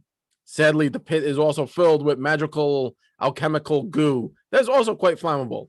So Marvolo, realizing this, has jumped out of a window, obviously to be safe. Sadly, Kolodi, which is only a torso, an arm, and a head, is laying on the floor yelling at Marvolo. Nexon has become one with the flames, ran downstairs to the necromancer's chamber, and was looking around for something important, something of use. Cassandra, using her last sin boon, reached out to the guards that watched the sanatorium and demanded that they help everyone get out safely, which they are going to do, and B, pay for their crimes. So that's a thing. And now, Rain, you're kind of like the last one on the field with your Alceste powers, and by that I mean your generic moose powers. Additionally, the McBluff NPC that was granted to the party to aid and help has also jumped out of the window with Marvolo. They are chaotic good. So Rain, what would you like to do at this point before we get back to what Nexon has found? I'm going to be checking over. Is everyone okay? Oh my goodness. She's going to look at Cassandra. That sanctuary was amazing. Even though you were kind of working on leading those out, you might be a little more focused on them rather than connecting with me right now.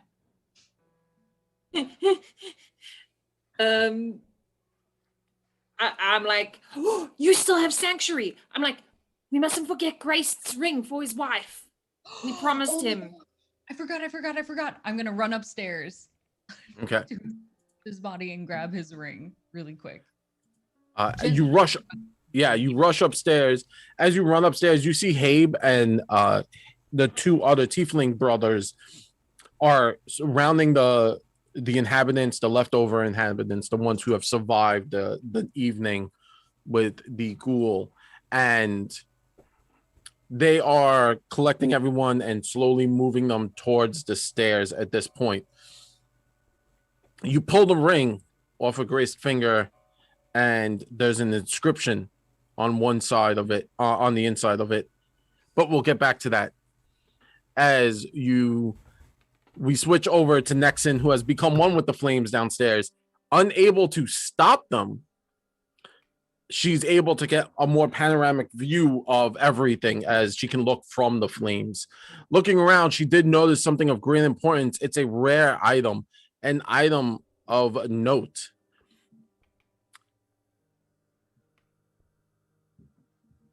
So you rush over, you reform yourself, and you can feel at this point the sin magic kind of fading as you reform.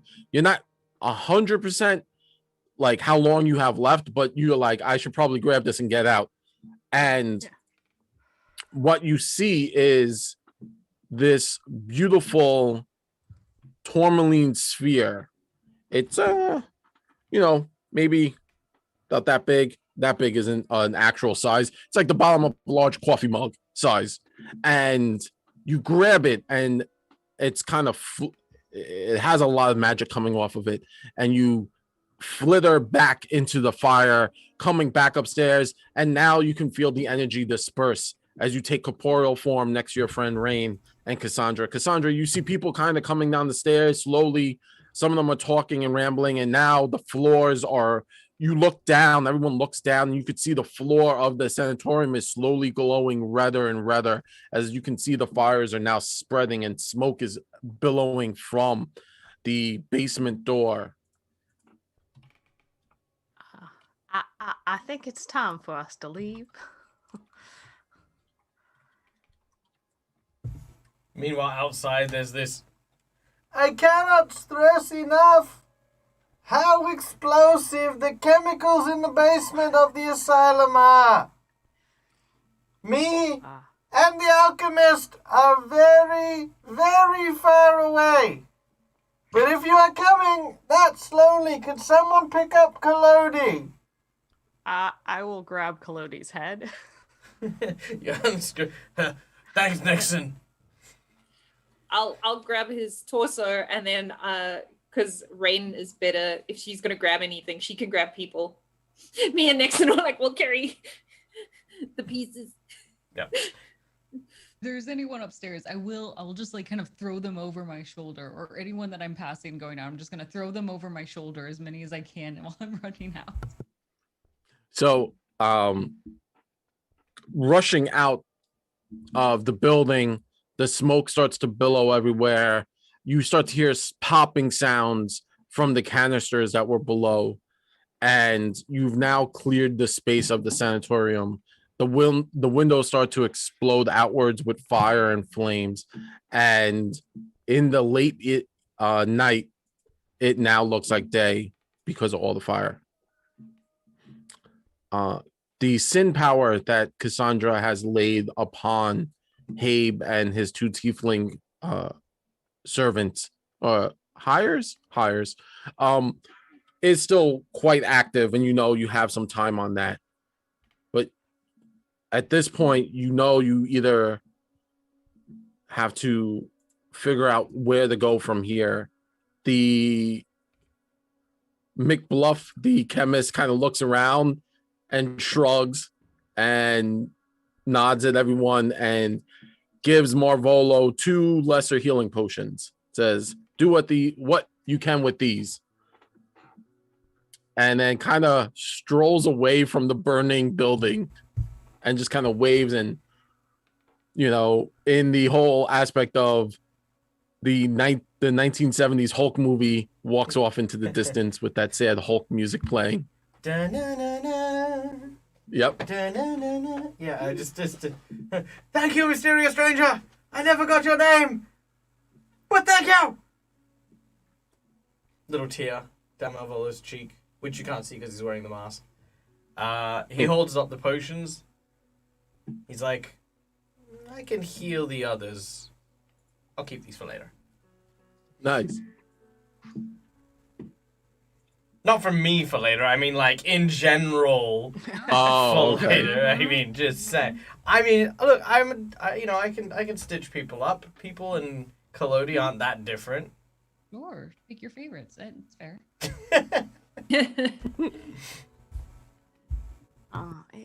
It is awfully late. Do we want to find some place to hunker down for the night and come up with a plan for first thing tomorrow?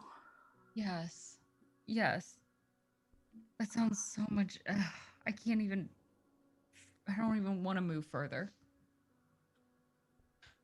And we can make sure, and then I'm gonna look at the 3, make sure that they look after these people until the sheriff comes, and then I'm gonna look at the fire in front of us and look if I can see the farm fire, and I'm like, I'm pretty sure Shalelu will know where we are. She's pretty good at reading the signs. Yeah, Yes. it's probably true. Where are they? I feel as though we exasperate this woman. Super busy, that's for sure. Could use a little less busyness ourselves. Ugh. Does the building eventually explode? Not like a full explosion, but it is quite beautiful in the horror of the fire. The chemicals do create a wonderful changing color effect on the flames. So they go from like greens and blues, but also it has a terrible smell as you stand nearby, sulfur, and also, the smell of rotting flesh being cooked, as it was a necromancer chamber.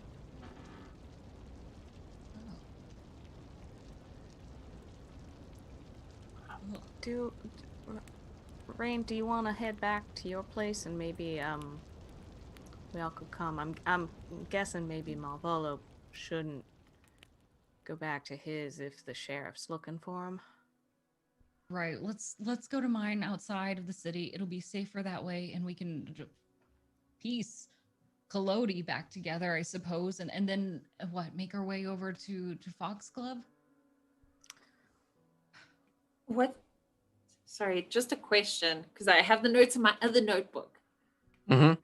Was the rich merchant we met in book 1, was his surname not Foxglove? It was. Okay, I'm going to bring that up as we walk. But first, I'm going to say, Nixon, you turned into fire. And then I'm going to recall Foxglove later. That was pretty cool. Just kind of.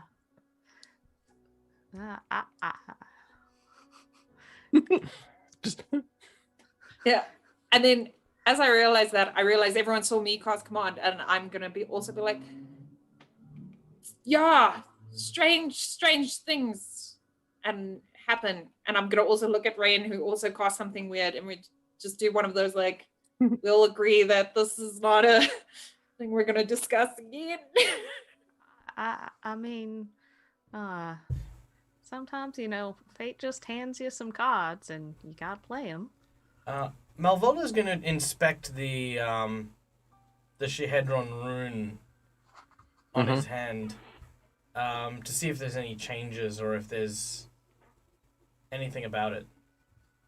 As you look at the marking on your hand, you notice that it actually has started to change a bit. Normally, where it's just the rune itself, now kind of glowing and slowly fading, were ancient Thessalonian writing that you quickly glance at and it fades away. And you realize every time you use every time the boons were being used, that writing started to glow more and more. And now as those boons kind of fade from everyone, that energy also fades. Malvolo quietly thinks to himself that before he thought that perhaps their journey through time from ancient Thassalon into the modern day was just a random happenstance that allowed them to survive the apocalyptic end to their empire. But with the Shehedron medallion being marked on these bodies, with Rain being the subject of this serial killer's attention, even the wrath symbols that we've seen previously, he's starting to slowly suspect that they weren't thrown here by mistake, that these people were not chosen by random accident, that maybe there was some form of intelligent force that has guided us here, and we are currently doing the exact task we were supposed to. He's definitely like deep in heavy thought as he's kind of like, with Kolodi's legs wrapped under his one arm and one arm slung over his shoulder. He's like sort of walking back. There's a lot of questions and definitely not enough answers. As that's what he's Definitely. that's what he's up to. Yes. And again, the fire is burning. Cassandra, you have told those gentlemen to kind of watch over everyone, and they seem to be doing a very good job of it, having come so close to death at this point.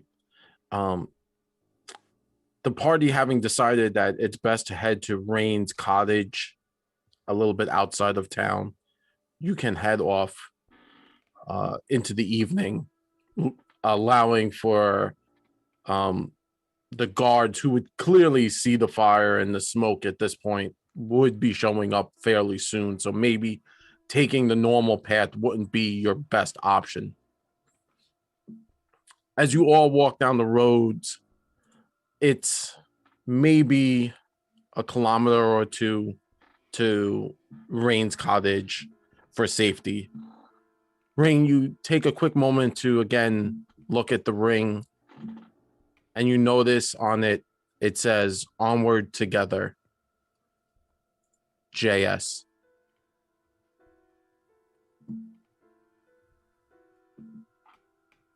Rain is just going to kind of tear up when she reads this.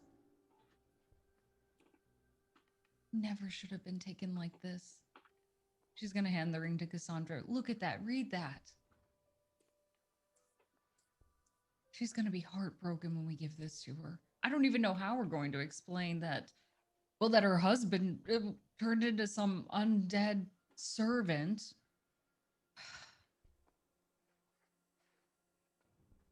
I'm going to take the ring and I'm going to say,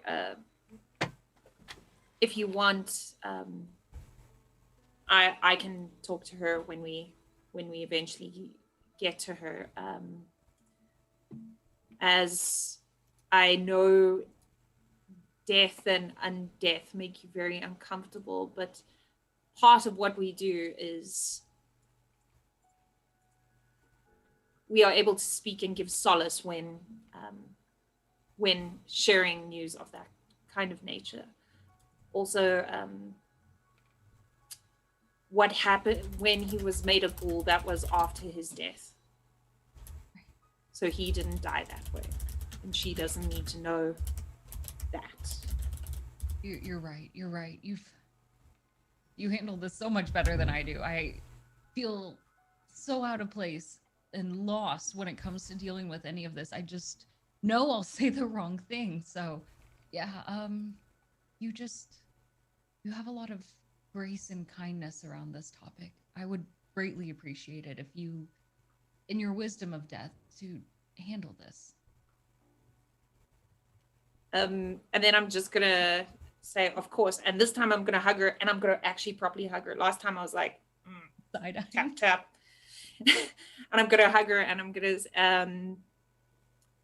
say we all have our skills, and I'm glad that you can see that mine are used for kindness and protection, not for violence and this perversion as we're seeing from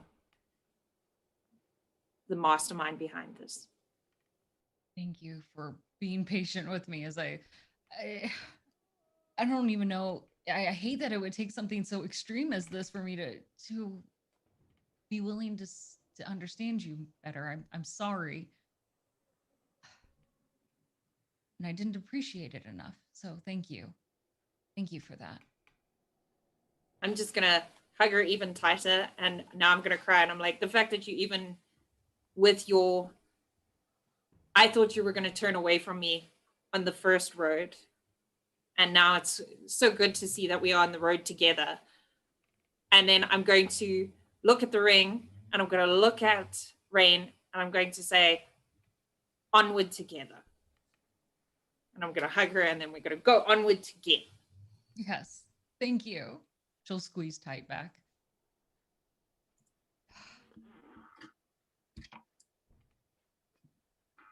The road, as you travel, gets quiet into the evening. The party is fairly silent. You make your way to the small little cottage that Rain has. It's, not much, but it's more than enough. It's still outside of town and down a well-worn natural path. The guards would definitely not be looking for Marvolo here. You kind of make your way into your cottage. Twilo hops off and kind of heads up into its nest. It has it hanging in the corner. And the heart is off, but with some few flint, cracking your flint and your steel, you're able to ignite it. And the fire warms everyone from the evening and from the past events. Sleep comes easy as you're all very worn out, and the night goes by fairly quickly. It's a dreamless evening, and the next morning, sun starts to peek out from behind the clouds. Everyone has gained a full level. This is the level we've been waiting to get to. So everyone has gained a full level. In the distance, not here, far away from these lands, maybe about 10 kilometers from here, in a village, a man creeps around the corner. Well, a shape of a man following a person. The young child seems to be playing with toys or a doll, maybe. The man silently sneaks up behind the child. Their hands reach out. There's a silent scream, a flash of fangs. blood. And that's where we'll end today. With a dead child? Could be a halfling. One might, I want to thank. one might call that a cliffhanger. Hey, there we go. It's funny because the child is dead. I want to say thank you very much to everyone who stuck around. I want to say a huge thank you to my amazing cast of players who have to deal with a flesh golem that is rocking everyone. It's awesome. I love playing with you guys every Sunday, and it's so much fun.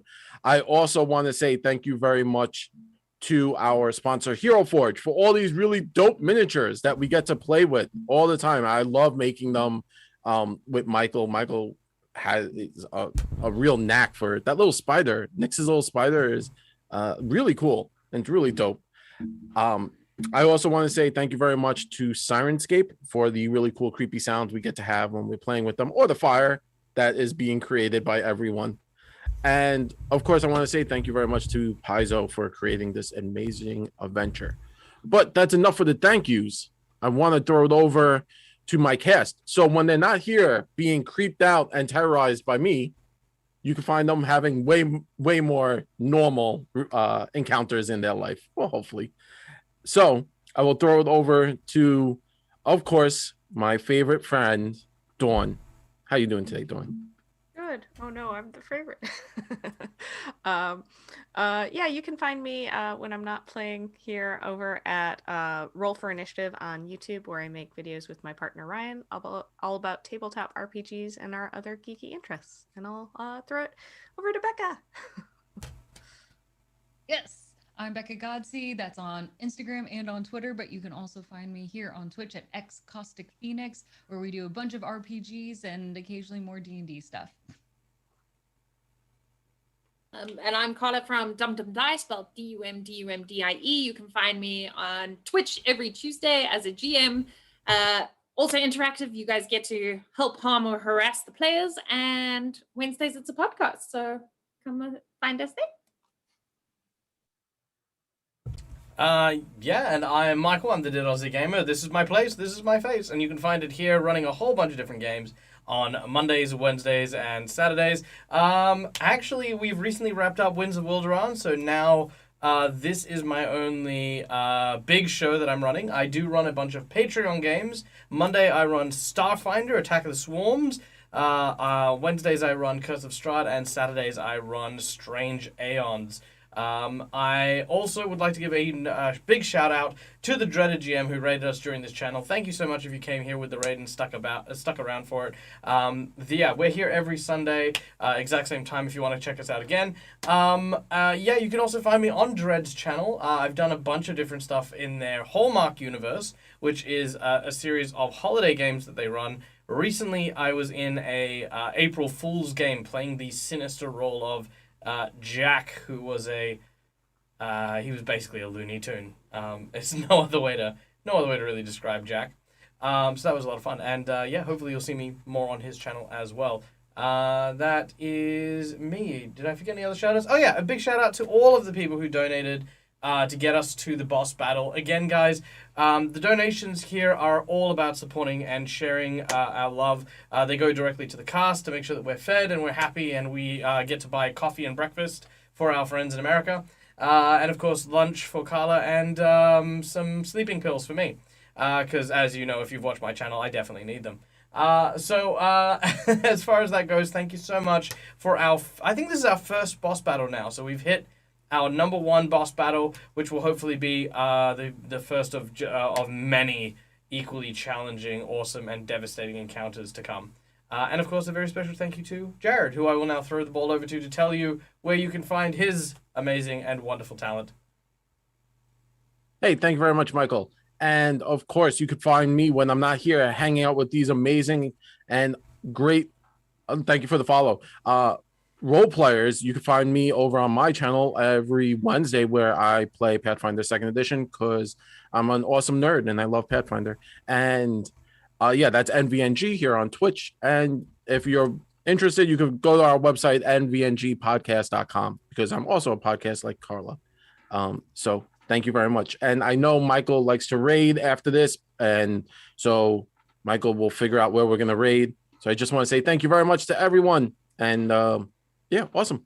Stay classy, San Diego. All right, we are going to go and raid Lawful Stupid RPG.